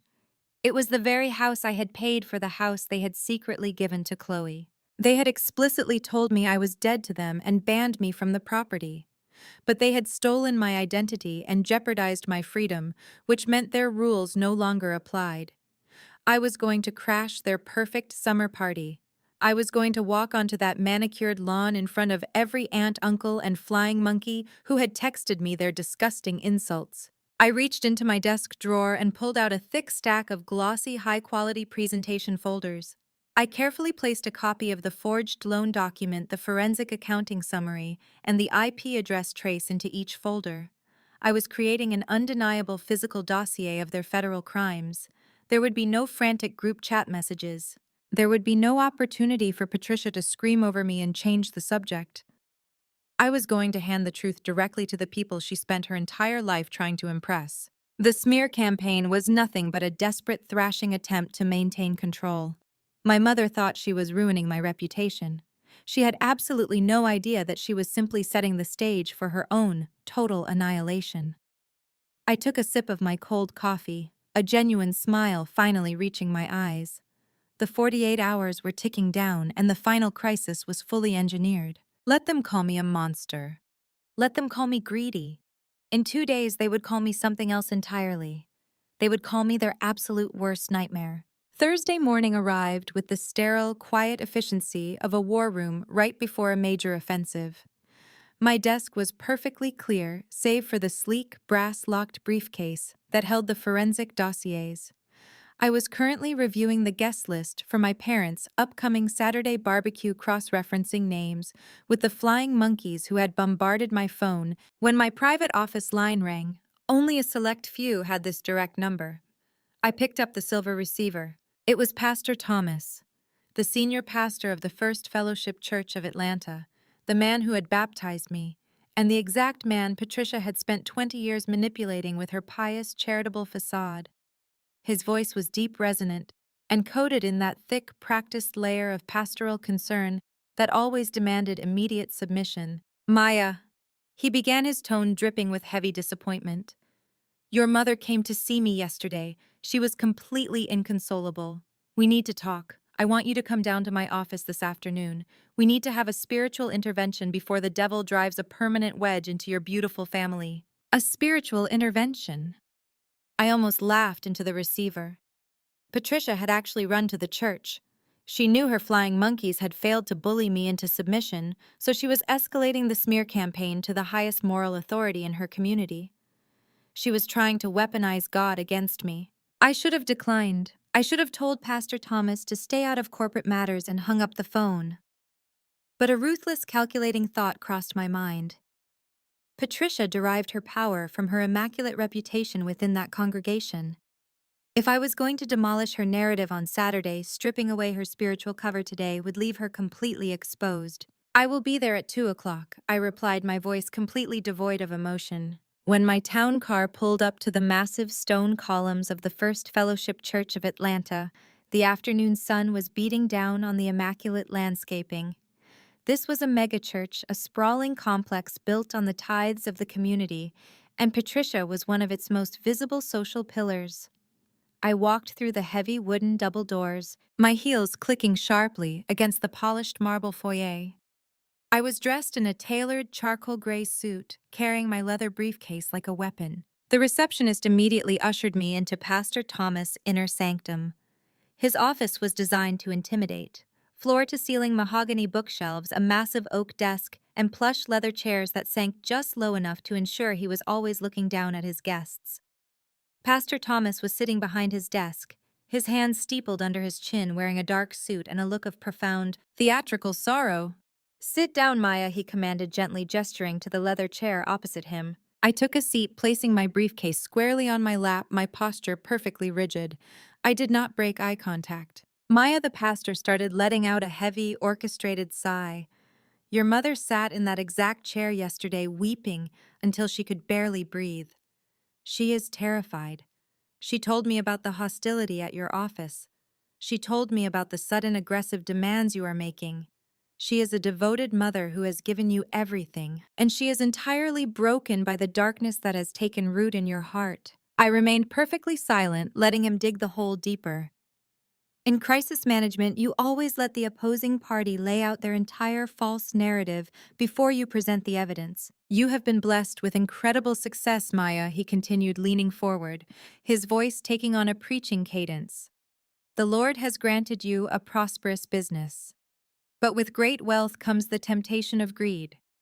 Your mother explained that Chloe's boutique has fallen on hard times. It happens to the best of entrepreneurs. She also explained that you have refused to help, and worse, that you are threatening to ruin them over a simple business debt. Maya, you have the financial capacity to wipe this debt away today. You can protect your family name. You can protect the reputation of this church community. You have a spiritual obligation to absorb this burden, to forgive your family, and to restore the peace. Do not let money destroy your soul. He stood up slowly, walking around the heavy oak desk to stand directly over me. He raised his hands, preparing to place them on my shoulders. Let me pray over you, Maya. Let me ask the Lord to soften your hardened heart, to remove the greed that is blinding you to your family's pain, and to guide you toward forgiveness and generosity. Do not touch me, Pastor. My voice was quiet, but it cut through the heavy, sanctimonious air of the office like a razor blade. Pastor Thomas froze, his hands hovering inches from my shoulders. His eyes widened in genuine shock. He was not used to being denied. He was used to congregants bowing their heads and weeping in his presence. Sit back down, I commanded, projecting the exact same authority I used to dismantle hostile corporate boardrooms. Sit down, Pastor. The spiritual intervention is over. Now we are going to have a legal reality check. He slowly retreated, lowering himself back into his executive chair, his expression shifting from pious concern to confused defensiveness. I snapped the brass locks on my briefcase. The sharp metallic clicks echoed loudly in the quiet office. I reached inside and pulled out one of the glossy presentation folders I had prepared for Saturday. I tossed it onto the center of his immaculate desk. It landed with a heavy, satisfying thud. Open it, I instructed. Pastor Thomas hesitated, looking at the folder as if it were a live grenade. He slowly reached out, flipped open the cover, and stared at the top document. It was the commercial loan origination form, clearly bearing the name Chloe's Closet, LLC, and my forged digital signature. Your lead hospitality organizer. My mother did not come to you yesterday because she was heartbroken over a family disagreement. I stated my words, precise and lethal. She came to you because she is absolutely terrified that she is about to be indicted. What is this, Maya? He asked, his brow furrowing as he scanned the banking details. That is a commercial loan document for $150,000, I explained, leaning back in my chair. A loan that Patricia Desmond and Jamal secured by entirely bypassing me and stealing my highly sensitive financial documents. They forged my signature. They bypassed federal banking protocols, and they secured capital against my pristine credit history without my knowledge. Pastor Thomas stared at me, the color beginning to drain from his face. Maya, this is an incredibly serious accusation. To say your parents forged a document.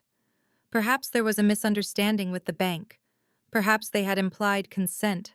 I do not deal in perhaps, Pastor. I deal in forensic facts. Turn to the third page. He swallowed hard and flipped the page. His eyes fell on the technical data report provided by my forensic investigator. That is an internet protocol trace subpoenaed directly from the fraud department of the issuing commercial bank.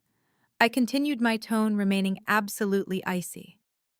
When you execute a digital signature on a federally insured loan, the banking system logs the exact origin of the transmission. That specific IP address resolves directly to my parents' residential Comcast account. My father sat in his home office connected to his personal Wi-Fi and committed grand larceny. Turn to the next page. He turned the page, his hands beginning to visibly tremble. He was looking at the forensic accounting breakdown of Chloe's Closet, LLC. That is where the money went, I said, pointing at the highlighted columns. They did not use that capital to build a struggling boutique. They did not fall on hard times as entrepreneurs. Jamal executed direct cash transfers into his personal checking account. He bought a luxury vehicle. He funded lavish vacations to Las Vegas and Miami. They spent $150,000 of stolen money to finance a fake glamorous lifestyle for social media, and then they deliberately let the loan default, absolutely destroying my credit score and nearly collapsing my commercial real estate expansion. The silence in the pastoral office was absolute. The soft hum of the air conditioning was the only sound. Pastor Thomas sat perfectly still, staring at the documents that completely incinerated the pious, victimized narrative Patricia had sold him just 24 hours prior. The image of the devoted, weeping mother was dead, replaced by the cold, hard reality of a calculating felon. Maya, he finally whispered, his voice stripped of all its previous theatrical resonance. If what these documents show is true, this is a catastrophe. This is not a catastrophe, Pastor, I corrected sharply. A catastrophe is a natural disaster. This is premeditated federal wire fraud. This is aggravated identity theft. The issuing bank is headquartered in Delaware, which means my forged signature was transmitted across state lines. This falls directly under the jurisdiction of the Federal Bureau of Investigation. I stood up, smoothing the front of my suit, towering over him as he sat frozen in his chair. You called me here to guilt me into absorbing a stolen debt to protect this family's reputation, I said, locking my eyes onto his. You attempted to use religion to manipulate me into funding criminals. You need to understand exactly who you are protecting. Patricia Sterling is not a misguided, struggling mother. She is a thief, and she has actively weaponized you and this church to run a smear campaign against her own daughter to cover up her federal crimes. Pastor Thomas looked up at me, genuine fear finally breaking through his polished exterior. He realized the gravity of his own position. He had inserted himself into an active federal fraud case. I am issuing you a very simple, very direct warning, Pastor Thomas. I continued, leaning my hands on the edge of his desk. You will immediately cease all involvement in my mother's smear campaign. You will not pray for my soul from your pulpit. You will not counsel the congregation to pity Patricia. If I hear even a whisper that this church is continuing to enable her manufactured victimhood, I will not just file these police reports. I will personally invite the FBI Forensic Accounting Division to come down to this church and audit every single charity account, hospitality fund, and donation ledger that Patricia Sterling has ever had access to over the last 20 years. The threat landed exactly as intended. The pastor's eyes went wide. The absolute last thing a sprawling megachurch wanted was federal agents digging through their financial records because one of their prominent committee heads was exposed as a serial fraudster. If she is willing to steal $150,000 from her own flesh and blood, I added softly, letting the implication hang in the icy air, do you honestly believe she hasn't skimmed from the Sunday collection plates? Pastor Thomas could not speak. His mouth opened, but no words came out. The spiritual authority he wielded just 20 minutes ago had been completely obliterated by the brutal, undeniable force of corporate forensics. He was looking at a crisis he could not pray away. Keep the folder, I said, picking up my briefcase. Consider it a down payment on your silence. I turned my back on the speechless pastor and walked toward the heavy oak doors. I did not look back as I exited his office, marched across the pristine marble foyer, and stepped back out into the blinding Atlanta sunlight. My phone was buzzing in my pocket again, undoubtedly more flying monkeys blinded by my mother's lies. Let them text, let them scream. The spiritual shield protecting Patricia Sterling was officially gone. I slid into the back of my waiting town car, tapping the tinted glass. The stage was finally perfectly clear for Saturday. The barbecue was going to be an absolute bloodbath.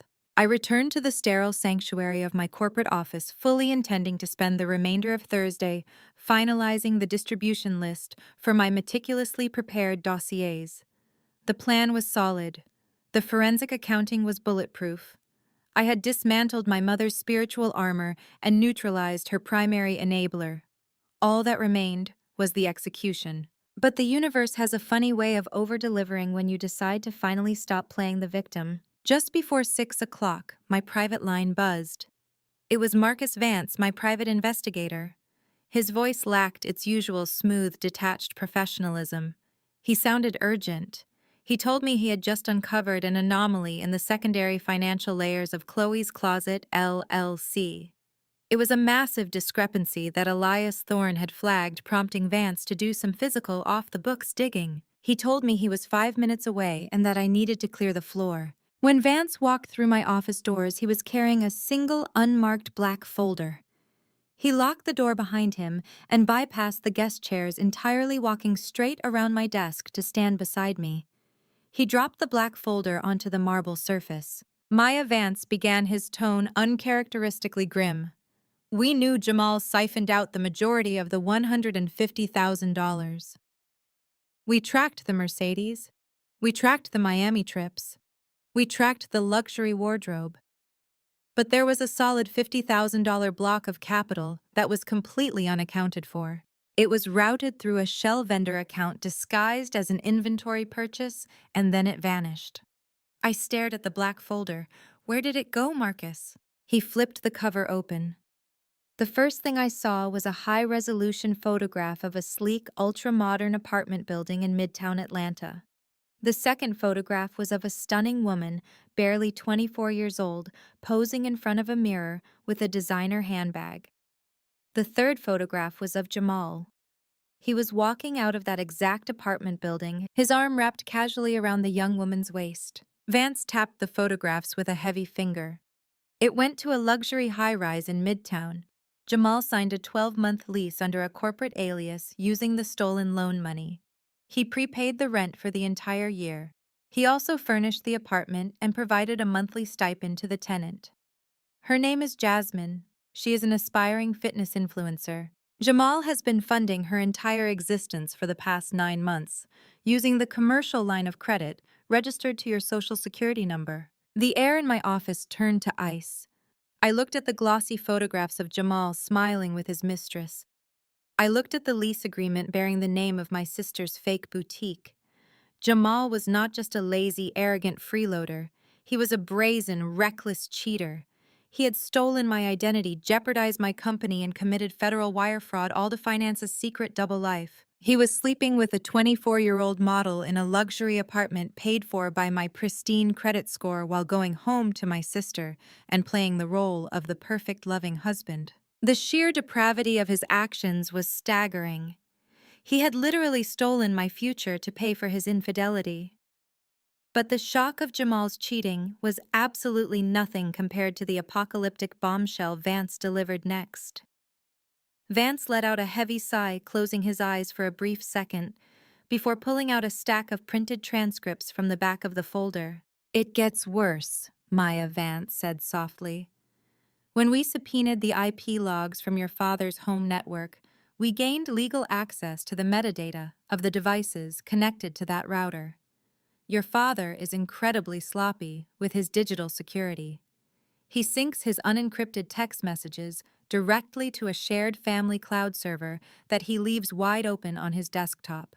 I ran a basic keyword search to see if they discussed the loan fraud over text.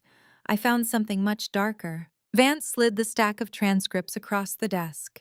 I picked them up, my eyes scanning the highlighted conversations. The text messages were between my mother, my father, and Jamal. The dates on the timestamps went back over 6 months. My vision tunneled as I read the words. I read my mother's exact phrasing. I read my father's calculating instructions.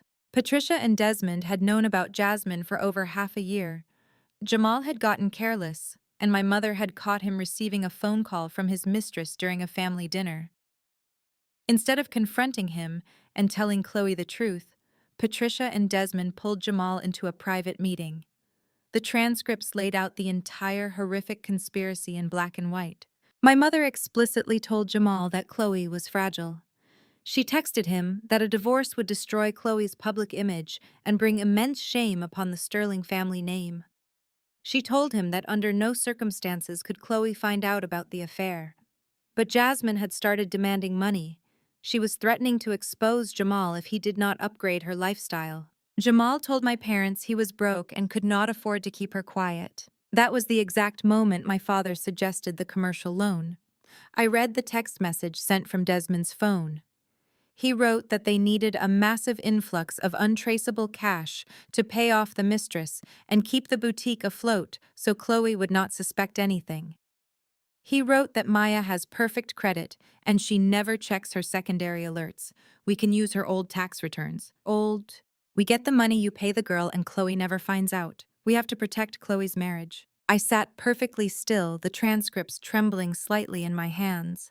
The words blurred and refocused as my brain desperately tried to process the absolute bottomless depth of the betrayal. They knew. They knew everything.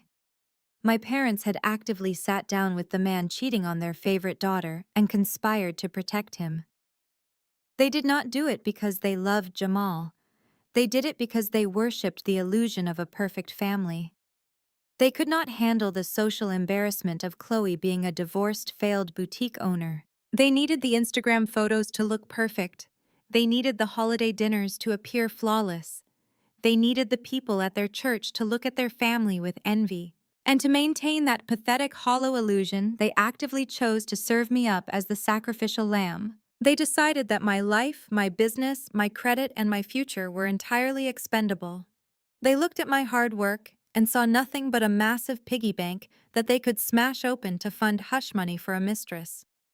Patricia and Desmond literally sat together, typed out a plan to commit federal identity theft, and rationalized it by saying they were protecting Chloe. They let me absorb the financial burden of Jamal's infidelity. They let me work 70-hour weeks completely unaware that I was bankrolling the destruction of my own sister's marriage. Vance watched me quietly, recognizing the violent paradigm shift happening behind my eyes. He knew exactly what he had just handed me. This was no longer just leverage. This was an atomic bomb. Marcus, I whispered, my voice sounding like it belonged to a stranger. Are these transcripts fully verified? Will they hold up in court? Vance nodded grimly. I have the metadata, the timestamps, and the digital signatures from the carrier. They are absolutely irrefutable. They are court-ready, Maya. I placed the transcripts back into the black folder. I closed the cover and rested my hands on top of it. For 35 years, a tiny, fractured piece of my soul had carried a residual burden of daughterly guilt. Even after I caught them stealing the money, a small voice in the back of my head had whispered that perhaps they were just desperate.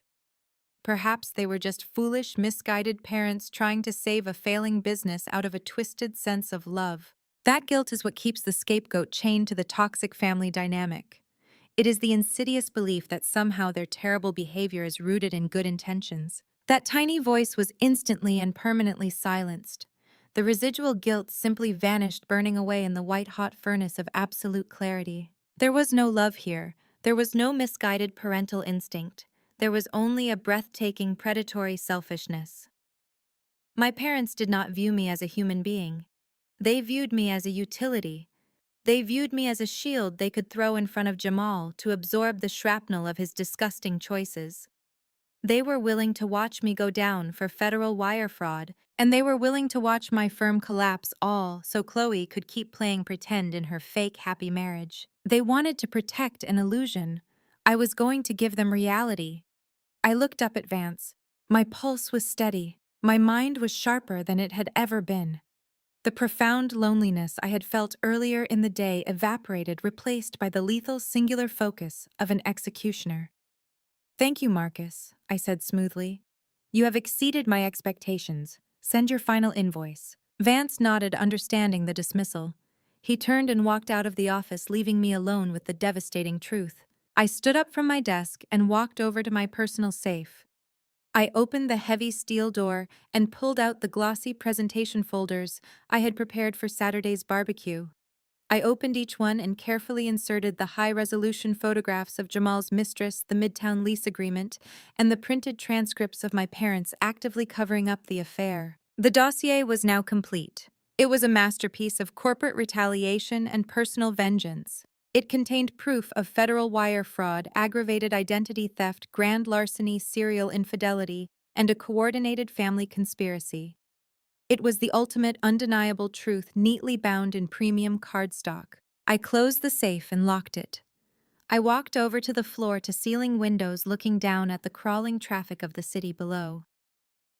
My reflection stared back at me in the darkened glass. I was wearing a sharp, tailored suit. My posture was flawless. I was no longer the obedient daughter begging for scraps of affection from parents who despised me. I was no longer the reliable ATM for a family that ridiculed my work ethic. I was Maya Sterling, CEO of Sterling Crisis Management, and I was about to execute the most brutal, calculated takedown of my entire life. My phone buzzed on the desk. Another angry message from a flying monkey cousin demanding I apologize to my mother. I smiled a cold, predatory curve of the lips. I did not need to reply. They would all get their answers on Saturday. The smear campaign had run its course. The false narrative had reached its absolute peak. Saturday was going to be a beautiful day for a barbecue, and I was going to serve them their destruction on a silver platter. Friday morning arrived with the sterile, quiet efficiency of a war room right before a major offensive. My desk was perfectly clear, save for the forensic dossiers and the sleek brass-locked briefcase resting on the leather blotter. The executive floor of my firm was entirely deserted.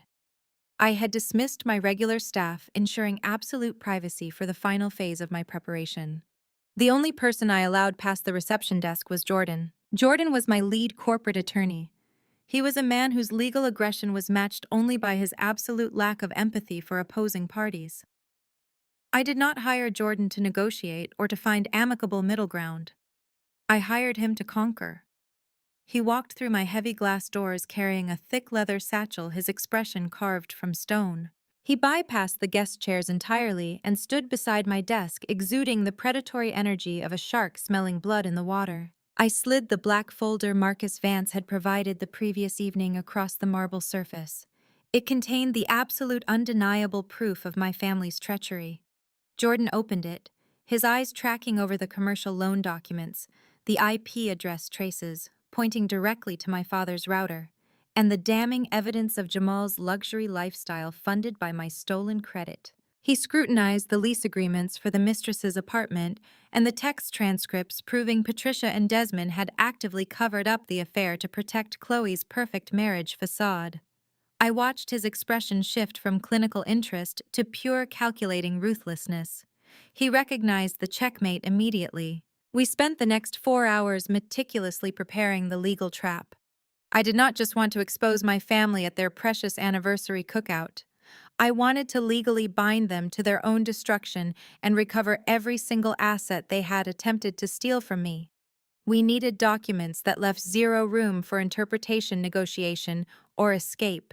Jordan began drafting the first element of our ultimatum. It was a comprehensive, irrevocable property transfer deed. The Oakwood house, the sprawling suburban estate where my parents lived and where they were currently setting up their massive celebration, had been financed entirely by my capital. They had secretly tried to sign the deed over to Chloe to protect it from the financial fallout of her failing boutique. Jordan drafted an airtight transfer signing the property over completely and solely to my private holding corporation.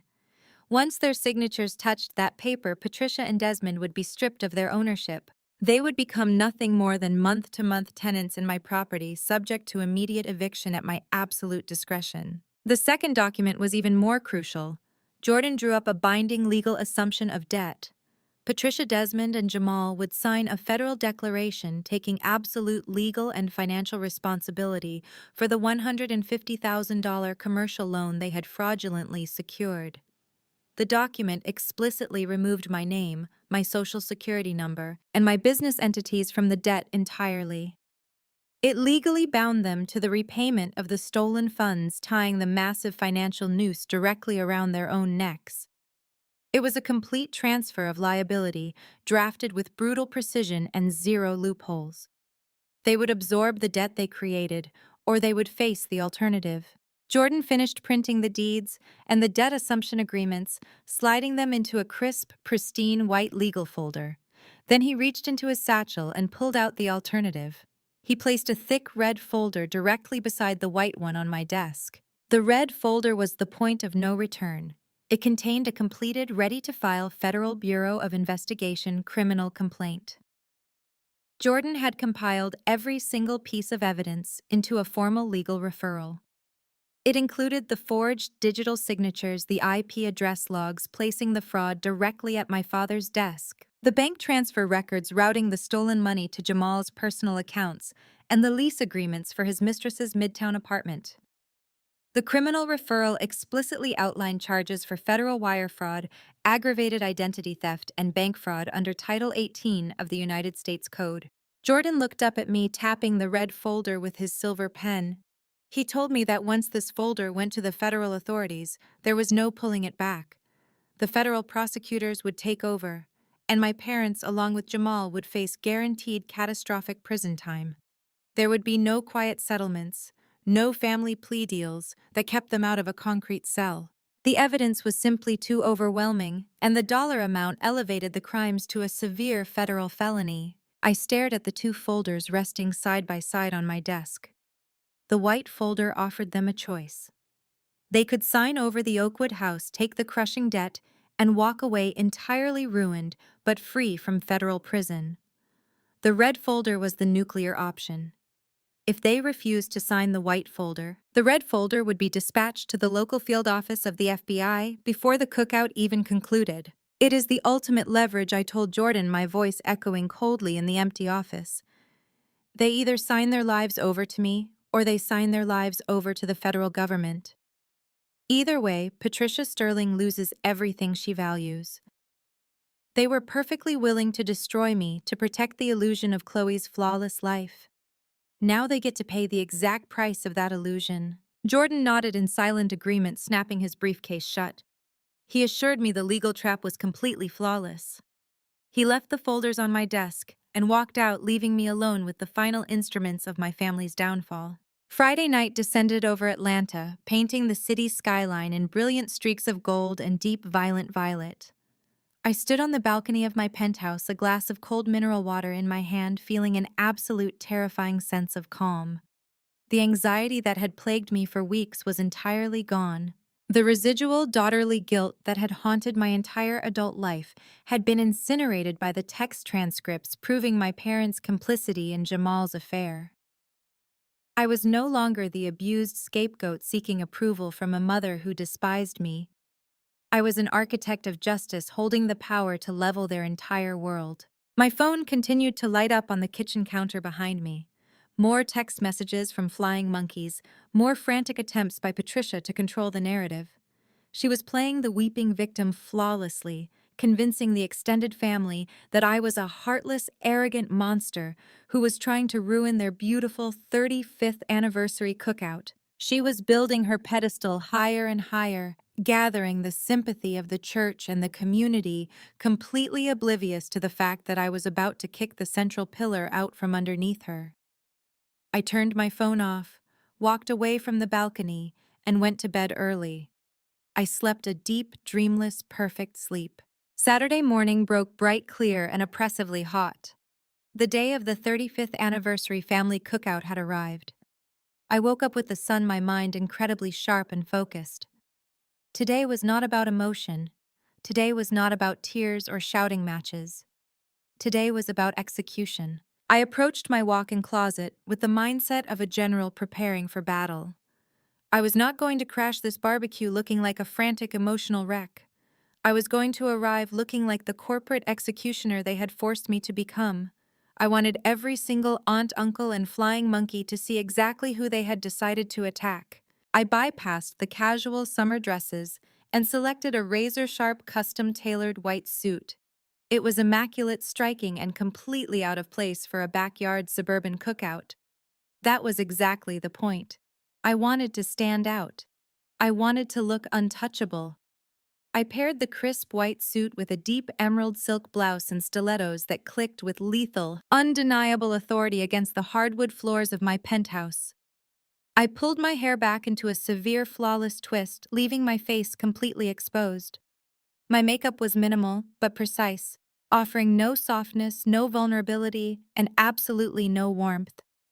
I was dressing for war and my armor was perfect. I walked over to my dining table where the two folders waited.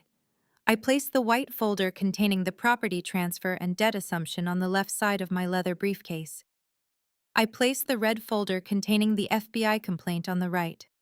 I snapped the heavy brass locks shut. The sharp metallic click echoed through the quiet penthouse, signaling the end of my preparation. I grabbed my keys, picked up the briefcase, and walked out the door. The drive to the Oakwood house took exactly 45 minutes. I navigated the familiar suburban streets with total chilling detachment. The neighborhood shifted from towering high-rises to manicured lawns and sprawling oak trees. When I finally pulled onto their street, the air was already thick with the rich smell of barbecue smoke and the sound of loud, joyous music thumping from massive backyard speakers. Cars lined the street for blocks parked bumper to bumper along the sidewalks. Patricia had ensured a massive audience for her anniversary.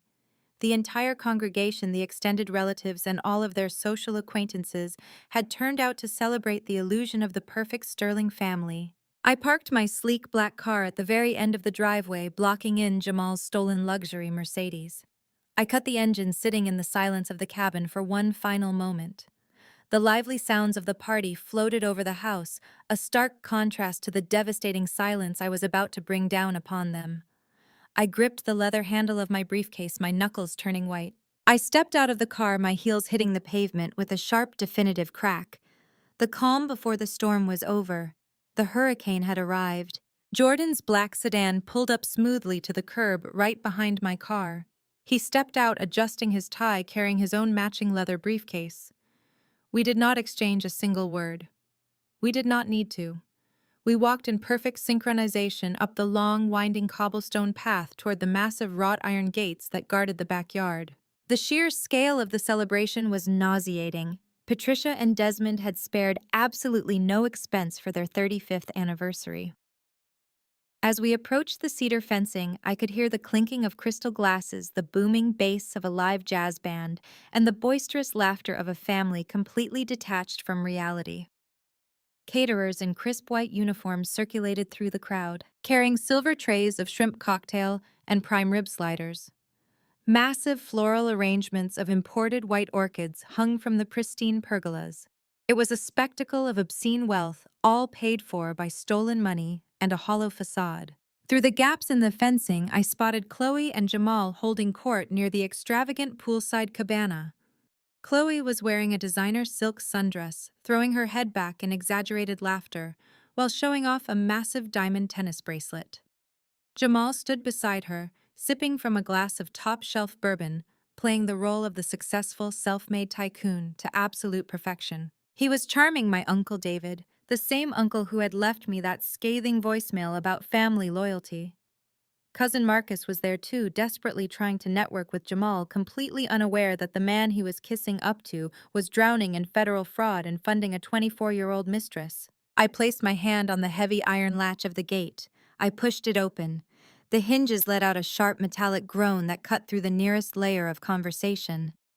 Jordan and I stepped onto the manicured grass. In my tailored white suit and emerald silk blouse, standing next to Jordan in his immaculate charcoal armor, we looked like federal reapers invading a summer festival. The reaction was a violent, cascading ripple of silence.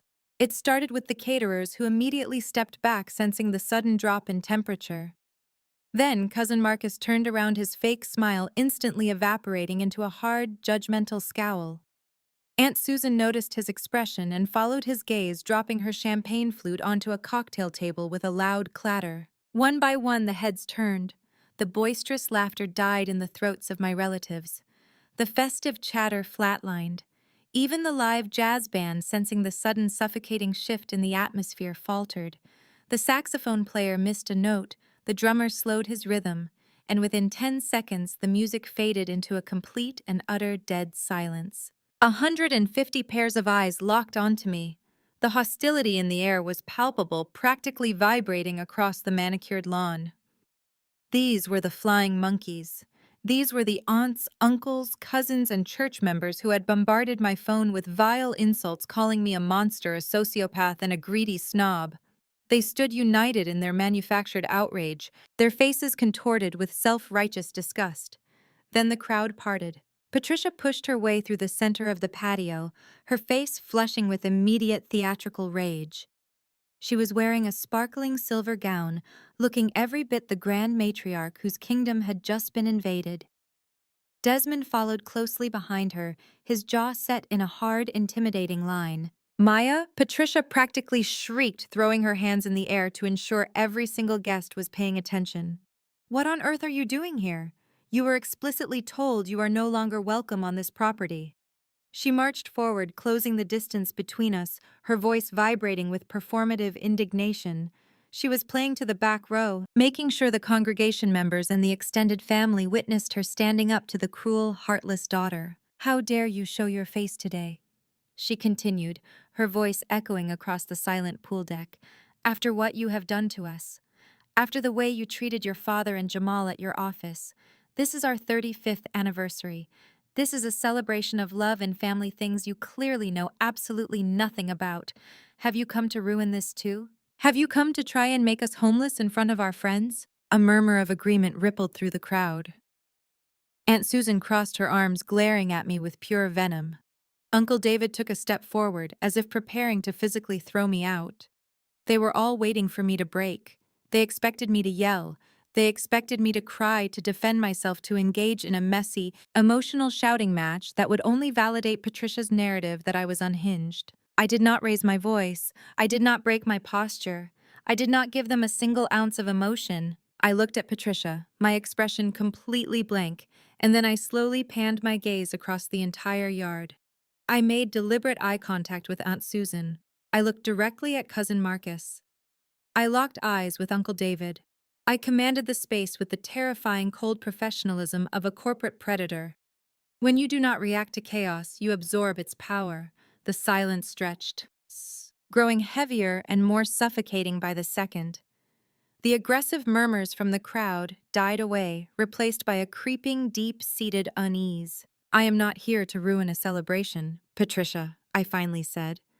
My voice was quiet, but it carried effortlessly across the silent yard, slicing through the humid summer air like a scalpel. "I am here to conduct a foreclosure." Patricia froze. The theatrical anger on her face cracked, replaced by a flash of genuine confusion. "What are you talking about?" she snapped, glancing nervously at Desmond. "You cannot foreclose on this house. We own this house." I took a slow, measured step forward. My heels dug firmly into the stone patio. Jordan flanked me flawlessly, holding his leather satchel with both hands, his face a perfectly blank mask of legal authority. "You do not own this house," I stated, my tone utterly devoid of sympathy. "I own this house. I paid the down payment. I hold the mortgage. And as of this morning, I have officially revoked your right to occupy it. You are currently trespassing on my corporate property." Desmond lunged forward, his face turning a dark, dangerous shade of crimson. "Listen to me, you arrogant little brat," he snarled, pointing a thick finger at my face. "You are not going to come into our home in front of our guests and threaten us with this legal garbage. We transferred this deed to Chloe last week. You have absolutely no power here. I want you off my lawn right now before I have you physically removed." I did not flinch. I did not step back. I looked at Desmond with absolute chilling pity. "You tried to transfer the deed to Chloe." I corrected my voice, dropping an octave, forcing everyone in the yard to lean in to hear me. "You tried to execute a quitclaim deed to hide this asset. Unfortunately for you, Desmond, you cannot transfer a property when the original title is bound by a corporate trust clause. Your transfer was legally void the second you filed it." I slowly opened the brass locks on my briefcase. The sharp clicks sounded like gunshots in the dead silence of the backyard.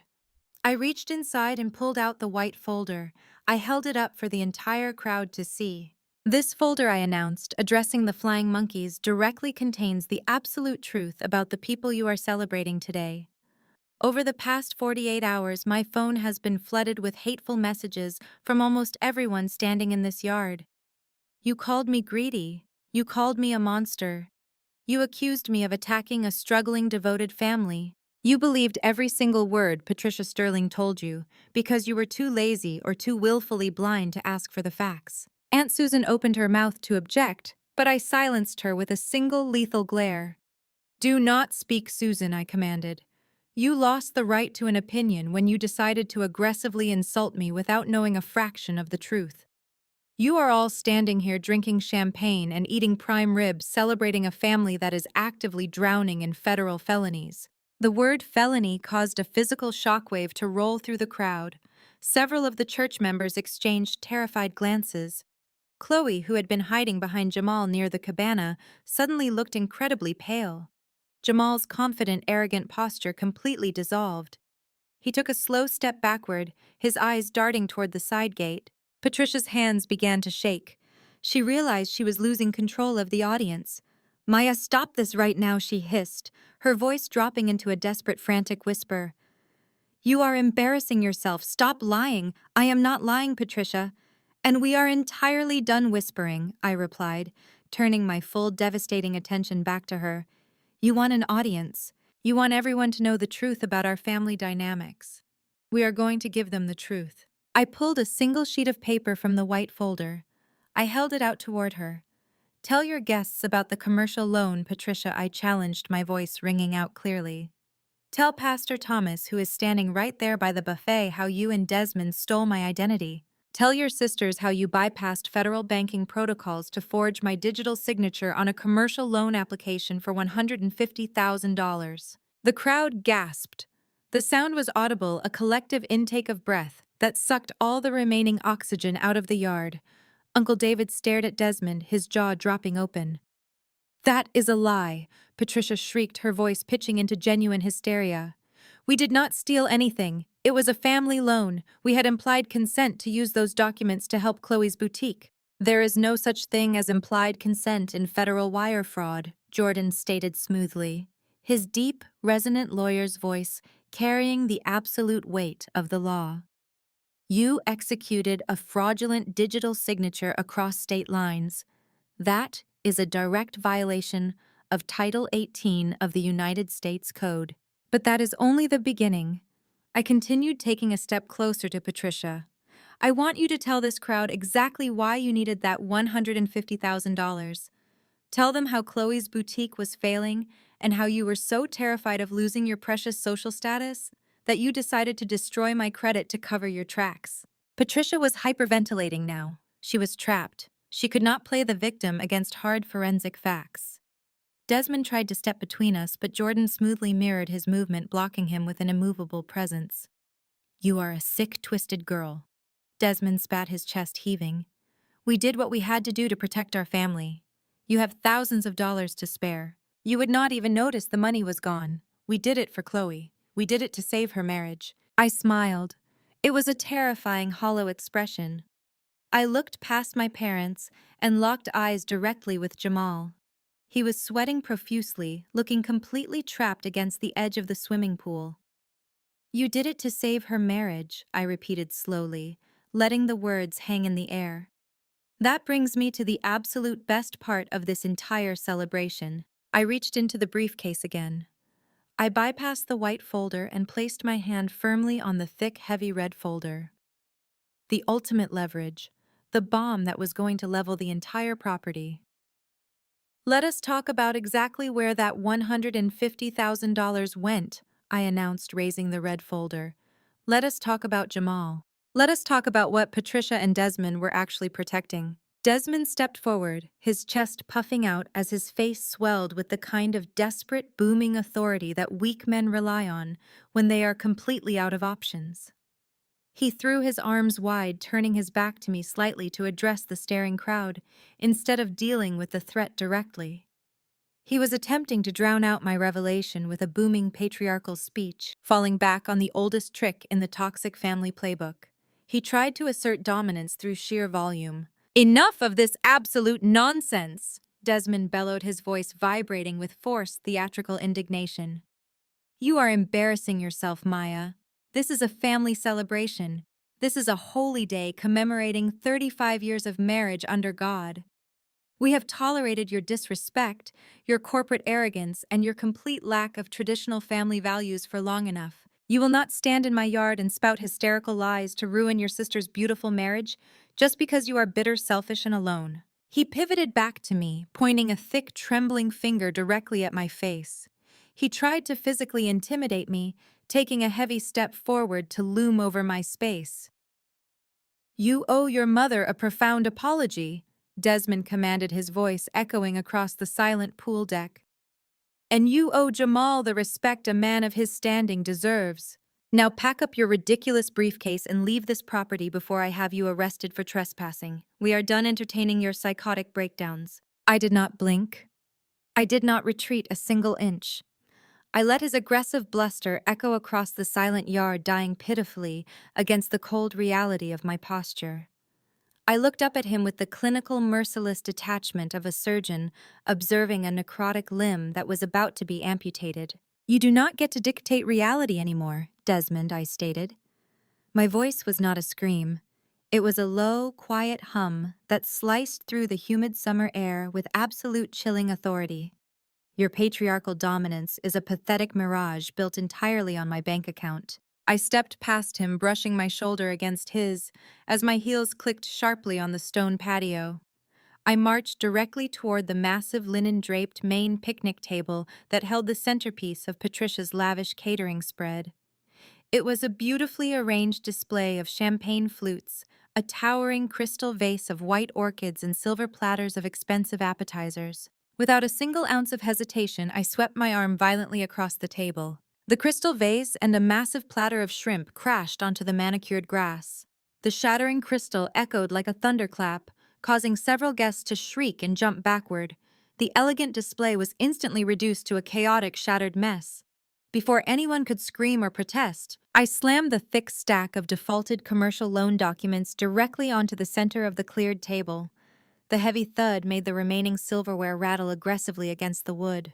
Let us talk about the respect a man of his standing deserves, I announced, projecting my voice, so every single flying monkey, every church member, and every judgmental ant in the yard could hear every devastating syllable. I pointed sharply at the documents resting on the linen. This is a commercial loan application for $150,000. It was taken out in my name. It was secured against my corporate assets, and it was guaranteed by my pristine credit history. But I never signed it. The crowd leaned in automatically. A collective wave of morbid curiosity entirely overpowered their previous hostility. The festive atmosphere had mutated into a tense, suffocating courtroom. Jamal and Chloe are not successful entrepreneurs. I continued, turning my lethal gaze toward my sister and her husband. Chloe was shaking violently, clutching Jamal's arm, her designer sunglasses slipping down her nose. Jamal was staring at the ground, utterly paralyzed, his face the color of wet ash. Their luxury lifestyle is a complete fabrication. Chloe's boutique has been bleeding cash for over a year. They were facing total financial ruin and public humiliation. Instead of acting like the successful, respectable man he pretends to be on social media, Jamal convinced my parents to help him commit federal identity theft. They actively bypassed federal banking protocols, forged my digital signatures, and stole $150,000 of federal capital to fund their fake billionaire aesthetic. Aunt Susan gasped loudly, her hand flying to her chest as her jaw dropped open. Cousin Marcus took a slow, horrified step backward, his eyes darting from my face to Jamal. The realization was dawning on him that the wealthy, connected tycoon he had been desperately networking with was nothing more than a broke, desperate fraud.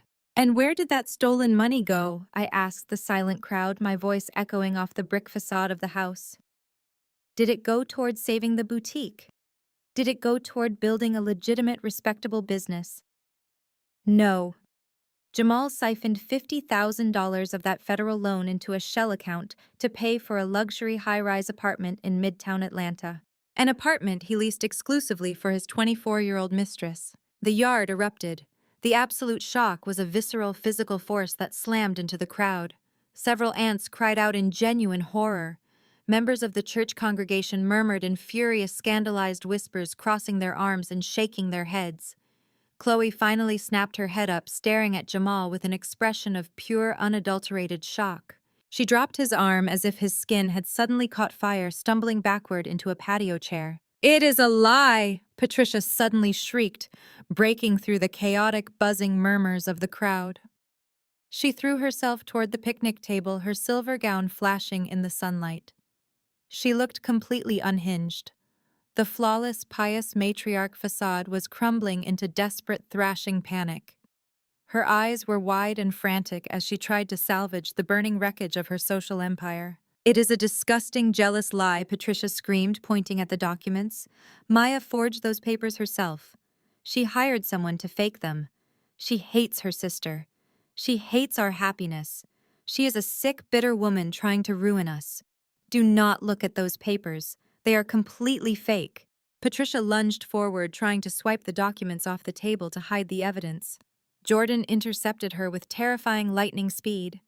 He stepped between my mother and the table, placing his large, immaculately manicured hand firmly over the stack of papers. His cold, imposing presence stopped her dead in her tracks. "Tampering with physical evidence of a federal crime is highly unadvisable, ma'am," Jordan stated, his voice a low, threatening rumble that carried immense legal menace. "I highly suggest you step back." "I do not need you to believe my words, Patricia," I said, reaching into my briefcase and pulling out a thick stack of the forensic IP reports and printed text message transcripts. I brought the receipts, and unlike your flawless church reputation, internet protocol addresses and bank transfer logs do not lie. I did not hand the evidence to my parents. I knew exactly how to dismantle a toxic family dynamic. You cut off the head of the snake by feeding the flying monkeys the undeniable truth. You let the enablers read the reality for themselves. I turned and walked directly toward Aunt Susan, the chief gossip of the extended family, the woman who had quoted scripture to justify attacking my character just 2 days prior. I shoved a complete forensic packet directly into her trembling hands. "Read it, Susan!" I commanded, my voice dripping with icy authority. "Read the IP log subpoenaed directly from the commercial bank's fraud department. The digital signature forging my name was executed from Desmond's personal Wi-Fi network inside this exact house. Read the bank transfer logs showing Jamal moving the stolen federal cash directly into his mistress's checking account. I turned and handed another packet to Cousin Marcus, then another to the head of the church hospitality committee, who was standing completely paralyzed by the buffet line. I distributed the irrefutable printed proof of their beloved matriarch's federal crimes to the nosiest, most vocal members of her inner circle. I handed out the dossiers like press releases at a corporate execution. "And while you are looking at the bank fraud," I announced to the yard, pivoting to address the entire crowd, "make sure you read the highlighted text messages on the very last page, because the financial theft is not even the most disgusting part of this celebration." Patricia and Desmond found out about Jamal's mistress 6 months ago. Jamal told them his mistress was blackmailing him for cash to keep quiet. And instead of telling their daughter the truth, instead of protecting Chloe from a serial cheating husband, your perfect, pious matriarch decided to help him steal from my company to pay the hush money. The absolute silence that followed was apocalyptic. It was the sound of a 20-year reputation instantly vaporizing into dust. I watched Aunt Susan's eyes scan the text transcripts. Her mouth opened in silent horror as she read Patricia's exact words, actively conspiring to hide the affair, to protect the family image.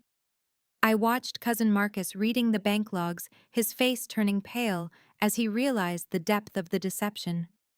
They were reading the brutal, unfiltered reality of who Patricia and Desmond truly were. The evidence was absolute, it was undeniable. Patricia stood frozen by the picnic table, her hands trembling uncontrollably. She looked at her sisters, her friends, her congregation members, desperately searching for a single sympathetic face. She was pleading silently for someone, anyone, to defend her. She found nothing but pure, unadulterated revulsion. The aunts who had worshipped her were staring at her with disgust. The church members were whispering fiercely, physically backing away from the patio. The social shield she had spent decades building was utterly gone. She was entirely exposed, standing naked in the center of her own lies. Chloe let out a sudden guttural scream. The sound tore through the quiet yard. She turned and began violently pounding her fists against Jamal's chest, sobbing hysterically, her perfect designer dress tangling around her legs. Jamal did not even try to defend himself. He just stood there absorbing the blows, looking around the yard with the panicked, trapped eyes of a cornered coward. He had nowhere to run. Desmond sank heavily into a patio chair, burying his face in his hands, completely defeated by the sheer weight of the forensic evidence. The grand illusion was permanently shattered. The entire family structure, built on lies, favoritism, and financial parasitism, had collapsed under the weight of undeniable proof. The people who had blindly attacked me 48 hours ago were now staring at my parents with absolute disgust. Every ounce of residual guilt I had ever carried vanished. They had been willing to destroy me entirely to protect a toxic illusion. Now they were left with nothing but the ruins. Jamal could not handle the exposure. The raw, unfiltered panic in his eyes instantly hardened into a desperate, frantic rage. He shoved Chloe away, ignoring her hysterical, confused sobbing, and marched directly toward me.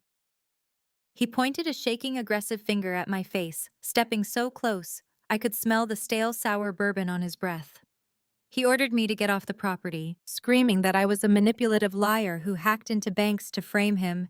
He tried to physically tower over me, puffing out his chest and demanding that Jordan step aside. Jordan did not move a single inch.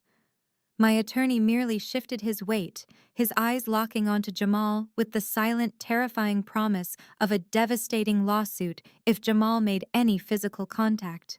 I did not need Jordan to defend me. I looked up at Jamal's sweating, contorted face and smiled with absolute freezing contempt. "You think you can intimidate me with volume, Jamal?" I asked quietly, my voice slicing through his frantic yelling. "You think raising your voice changes the certified bank records?" I reached into the side pocket of my leather briefcase. I bypassed the remaining printed documents and pulled out a sleek, heavy black Bluetooth speaker. I set it deliberately onto the cleared space on the picnic table, right next to the fraudulent commercial loan applications. I pulled my phone from my blazer pocket and tapped the screen. The sharp electronic chime of the speaker pairing echoed across the stunned yard. Every single person held their breath. Jamal stopped yelling mid-sentence. His eyes dropped to the speaker, and the last remnants of color drained completely from his face. He knew exactly what kind of surveillance and investigation I was capable of funding. He took a stumbling, erratic step backward, his hands raising in a pathetic, defensive gesture. But it was entirely too late. I pressed play. The audio was pristine. Marcus Vance was worth every single penny of his exorbitant fee. The private investigator had managed to retrieve a voicemail recording Jamal had carelessly left on his mistress's phone during a drunken rant, along with a recorded phone call Vance had legally intercepted. The yard was suddenly filled with Jamal's arrogant, mocking voice. The recording started with a low, cruel laugh. He was talking to Jasmine, bragging about the massive influx of untraceable cash. His recorded voice echoed over the manicured lawn, explaining exactly how easy it was to manipulate my parents. I heard him explicitly say Desmond's name. Jamal's recorded voice bragged that the old man was terrified of a social scandal, so Desmond served up Maya's business credit on a silver platter. Then came the most damning, horrific part.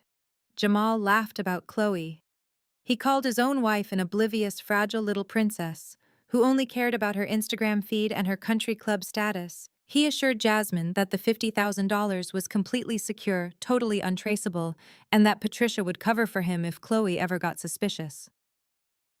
The audio continued, detailing the midtown apartment rent and the luxury shopping sprees, explicitly outlining how my pristine credit score was paying for his secret double life. I paused the recording. The silence that followed was heavier than wet concrete. It lasted for exactly 3 seconds before the entire facade of the golden child's perfect marriage violently detonated. Chloe let out a sound that I had never heard a human being make. It was a primal, devastating scream of absolute humiliation and pure, unadulterated rage. She did not just cry. She snapped completely. She lunged forward with terrifying speed, launching her entire body at Jamal. She slammed her fists into his chest, her perfectly manicured designer nails tearing at the fabric of his expensive linen shirt. Jamal stumbled backward, tripping heavily over a wrought iron patio chair and crashing hard onto the wooden deck. Chloe descended on him like a feral animal, screaming wildly, slapping at his arms and face. "You embarrassed me," she shrieked, her voice cracking with pure hysteria. "You slept with a child in a luxury apartment while I defended you to my friends. You let my parents steal from my own sister to pay for your trash." Jamal raised his arms, trying to shield his face, completely humiliated in front of the exact people he had spent years trying to impress. He scrambled backward on his hands and knees, desperately trying to get away from his enraged wife, looking utterly pathetic. His expensive watch scraped against the stone, his carefully crafted billionaire aesthetic completely obliterated. Desmond jumped forward to pull Chloe off him, wrapping his arms around her waist, but the damage was irreversible. The picture-perfect marriage, the cornerstone of my mother's bragging and social dominance, was dead and mutilated on the patio stones. The flawless Instagram illusion was bleeding out in front of the entire church congregation, but the violence between Chloe and Jamal was only the beginning. The audio recording had done more than just destroy Jamal. It had completely exposed the profound, calculated treachery of Patricia and Desmond.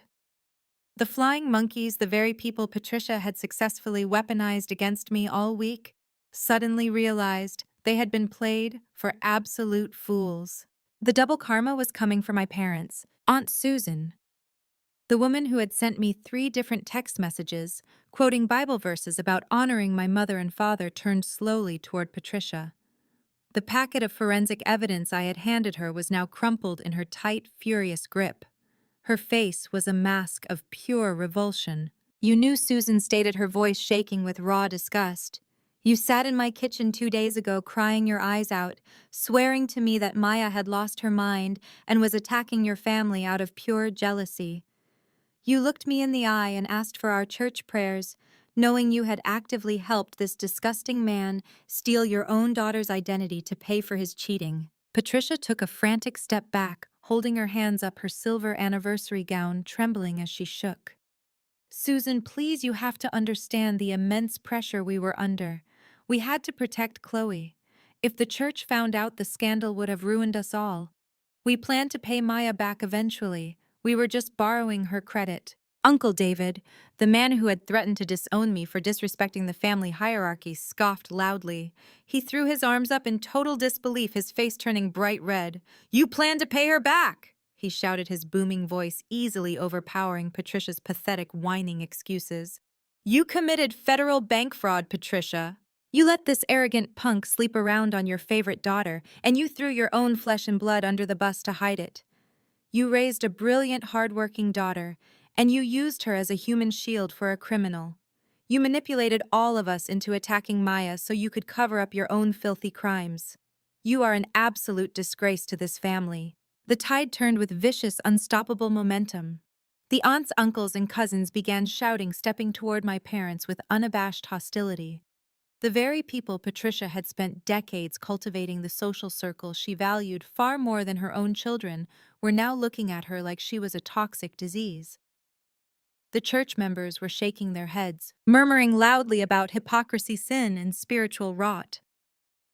A few of the older ladies from the hospitality committee were already walking away from the patio, heading straight toward the front gate, completely refusing to spend another second at the anniversary party of a fraud. Patricia looked around the yard, her eyes wide and panicked, watching her entire social empire burn to ash in real time. She reached out toward Aunt Susan, begging her sister to listen, but Susan literally swatted her hand away and turned her back. Desmond stood frozen next to the overturned patio chair, looking between the angry crowd and the defaulted loan documents resting on the picnic table. His patriarchal bluster was entirely gone. He was no longer the proud master of the house. He was a defeated, terrified old man staring down the barrel of a federal indictment abandoned by the very community he sought to impress. I stood silently next to Jordan, watching the absolute chaos unfold. The double karma had been delivered with brutal surgical precision. They had tried to socially isolate me, casting me as the bitter outcast, and now they were the pariahs. They had tried to financially ruin me to save their image, and now their own crimes were laid bare for the entire world to see. The expensive catering sat untouched on the silver trays. The ice was melting in the crystal champagne glasses. The extravagant anniversary banner hanging over the pool seemed like a sick joke. I felt no pity. I felt absolutely no remorse. I watched Chloe sobbing on the ground, Jamal retreating toward the cedar fence line in total disgrace, and my parents being verbally eviscerated by the very relatives they had weaponized against me. I had given them reality, and the reality was tearing them apart. I looked down at the white folder and the red folder resting in my briefcase. The social execution was complete, but the legal execution was just beginning. I waited for the shouting to reach a crescendo before I prepared to deliver the final ultimatum. I slammed the palm of my hand flat against the wooden picnic table. The sharp, heavy crack cut through the chaotic shouting like a gunshot. The screaming immediately ceased. The aunts, uncles, and cousins fell completely silent, their eyes snapping back to me. They recognized that the social slaughter was only the opening act. The real business was about to begin. I pulled the white folder and the red folder from my briefcase, setting them side by side on the linen tablecloth right next to the scattered shrimp and broken crystal. Jordan stepped up beside me. He moved with the smooth, unhurried grace of an executioner. He pulled a heavy silver pen from his breast pocket and placed it perfectly between the two stacks of paper. The metal gleamed under the harsh afternoon sun. "This is the end of the line," I announced, my voice dropping to a glacial absolute zero. "You have played your games. You have stolen my money. You have assassinated my character. Now we balance the ledger." I tapped the pristine cover of the white folder. Inside this folder is a property transfer deed. It irrevocably signs this entire Oakwood estate over to my private holding corporation. It also contains a legally binding debt assumption agreement. By signing it, Patricia, Desmond, and Jamal will take full individual and collective responsibility for the $150,000 commercial loan they fraudulently opened in my name. My name, my social security number, and my business entities will be entirely removed from the liability. You will owe the bank the money you stole. I shifted my hand, letting my fingers rest on the thick cover of the red folder. Inside this folder is a completed, ready-to-file criminal referral addressed directly to the Federal Bureau of Investigation. It contains the IP logs, the forged signatures, the bank transfers, and the sworn affidavits. Jordan has his finger hovering over the send button on his secure corporate server. I looked directly into my father's horrified eyes. "You have exactly 60 seconds to make your choice. You sign the white folder, and you become my tenants drowning in $150,000 of debt, but you stay out of federal prison. If you refuse, or if you waste my time trying to negotiate," Jordan presses send. "The FBI will be raiding this house before your caterers finish packing up the buffet." Jordan checked his heavy gold watch, his face a mask of supreme indifference. 60 seconds, he stated, his voice a mechanical rhythmic drone. "Starting now." "Maya, please!" Patricia choked out, collapsing against the edge of the picnic table. Her makeup was entirely ruined, streaking dark, muddy lines down her cheeks. She was hyperventilating, grasping at the air as if she could physically pull the words back. "This is our home. We raised you here. You cannot take our house. Where will we go? How will we pay that much money? We are your parents." 50 seconds, Jordan announced, not even bothering to look up. "You sold my future to protect an illusion." "Patricia," I replied coldly, staring down at her weeping form without a single ounce of pity. "You thought my life was completely expendable.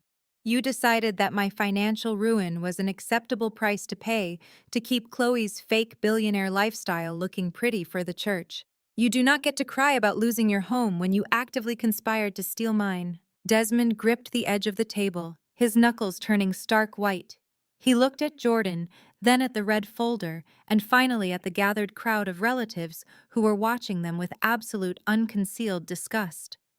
The aunts, who normally hung on his every word, were actively backing away. "This is extortion." Desmond rasped, his voice trembling with defeated rage. It is blackmail. We can fight this in court. It is leverage, Jordan corrected smoothly, his tone laced with legal superiority. 40 seconds. I strongly suggest you pick up the pen, Desmond. The federal sentencing guidelines for aggravated identity theft carry a mandatory 2-year consecutive minimum. Add the wire fraud, the bank fraud, and the conspiracy charges, and you will likely die in a federal penitentiary. Fighting this in court means public records, federal indictments, and prison jumpsuits. The reality of the trap finally crushed the last remaining ounce of my father's pride. His shoulders slumped forward. The booming patriarchal tyrant vanished, replaced by a terrified, broken old man who suddenly realized he was completely out of moves. His hands shook violently as he reached out and picked up the silver pen. 30 seconds, Jordan warned. Desmond flipped open the white folder. He did not bother reading the terms. He knew Jordan had engineered an airtight, inescapable prison. He pressed the pen to the paper and signed his name on the property transfer deed, his handwriting jagged and frantic. He then flipped the page and signed the debt assumption agreement. He pushed the folder toward Patricia, refusing to look me in the eye. She sobbed loudly, a pathetic wavering sound that elicited zero sympathy from the surrounding crowd. She gripped the pen with trembling fingers and scribbled her signature next to her husband's, officially signing away her kingdom and accepting the catastrophic debt she had orchestrated to cover for a cheater. Jamal, I snapped, turning my gaze to the man cowering near the edge of the swimming pool. Your turn. Get over here and sign your financial death warrant. 20 seconds, Jordan called out. Jamal looked at Chloe, his eyes begging for an intervention, a lifeline, anything to save him from the crushing reality of what he had done. Chloe stared back at him with an expression of pure, unadulterated venom. Her mascara was smeared, her designer dress rumpled, but her hatred was absolute. She was no longer the fragile princess. She was a woman publicly humiliated beyond repair. Sign it, Chloe hissed, her voice dripping with acid, carrying clearly across the silent yard. Sign it, you pathetic, cheating parasite. You ruined my life. You humiliated me in front of my entire family. You took their money to sleep with some little aspiring model. Sign the paper, and then get off this property. We are done. Do you hear me? Do not ever speak to me again. Do not come back to our house. You are dead to me. Jamal flinched as if she had struck him again. The golden child's perfect marriage was officially, publicly dead. He stumbled forward, dragging his feet across the stone patio, like a condemned man walking to the gallows. He did not look at me. He did not look at my parents. He kept his eyes locked firmly on the ground as he took the pen from Patricia's shaking hand. He signed the debt assumption agreement, legally shackling himself to the $150,000 he had blown on his midtown mistress. Time, Jordan announced. He reached out and smoothly slid the white folder out from under Jamal's hands. Jordan opened the folder, his eyes scanning the ink with the precision of a hawk. He checked the signatures against the legal requirements, ensuring every single line was properly executed and fully binding. He gave me a short, definitive nod. The property belonged to my holding company. The debt belonged entirely to them. The trap had slammed shut flawlessly. Jordan placed the white folder into his briefcase, then picked up the red folder and placed it right beside it, snapping the heavy brass locks shut. Pleasure doing business with you, Jordan said to my parents, his tone dripping with cold professional mockery. I looked at the people standing in front of me. Patricia was weeping openly into her hands, entirely abandoned by the sisters and friends who had worshipped her just an hour ago. Desmond was staring blankly at the overturned vase on the grass. A man who had lost his home, his reputation, and his authority in a matter of minutes. Jamal was backing away toward the gate, fleeing the property in total disgrace, leaving behind a screaming, furious wife who was now facing the humiliating reality of an impending, highly public divorce. The barbecue was a graveyard. The extravagant catering, the live jazz band, the beautiful summer day, it was all just background scenery for the absolute destruction of the Sterling family facade. The toxic dynamic that I had been expected to carry my entire life was reduced to ashes at my feet. For 35 years I had craved their love. I had chased their approval, I had worked 70-hour weeks desperate to show them that I was worthy of the same affection they showered on Chloe. I had allowed them to drain my energy, mock my boundaries, and exploit my hard work, all under the insidious guise of family loyalty. I had believed that if I just proved my usefulness, they would eventually see me as a daughter rather than a utility. I felt absolutely nothing for them now. No anger, no sadness, no residual guilt. Just a profound, breathtaking emptiness that felt exactly like pure, unadulterated freedom. The chains were gone. I did not offer a final dramatic monologue. They were not worth another breath of my time. I simply turned my back on them. I walked across the manicured lawn, my stilettos clicking rhythmically against the paving stones. Jordan walked beside me, his briefcase swinging with the weight of my victory. The extended family parted like the Red Sea, stepping out of my way, their eyes wide with a mixture of shock and newfound respect. Aunt Susan watched me pass, completely silent, clutching her purse to her chest. Cousin Marcus looked away, unable to meet my gaze. I walked through the heavy wrought iron gates and let them swing shut behind me, severing the connection permanently. I approached my car, pulling my keys from my pocket. The heavy summer heat wrapped around me, but I felt incredibly light. As I unlocked the doors, my phone buzzed sharply in my hand. I glanced down at the illuminated screen. It was an automated email notification from my primary commercial lender. The subject line was bold and unmistakable: commercial expansion loan approved. My independent firm had secured the capital to expand, without my family's approval, without Desmond's connections, without Patricia's social networking. I had built my empire on my own merit, and the final piece had just clicked into place. I had survived their sabotage, outmaneuvered their fraud, and reclaimed my future. I slipped my phone into my pocket, a genuine, powerful smile touching my lips. I unlocked the car door, slid into the driver's seat, and started the engine. I pulled away from the curb, leaving the ruined cookout behind me in the rearview mirror. I was finally truly free.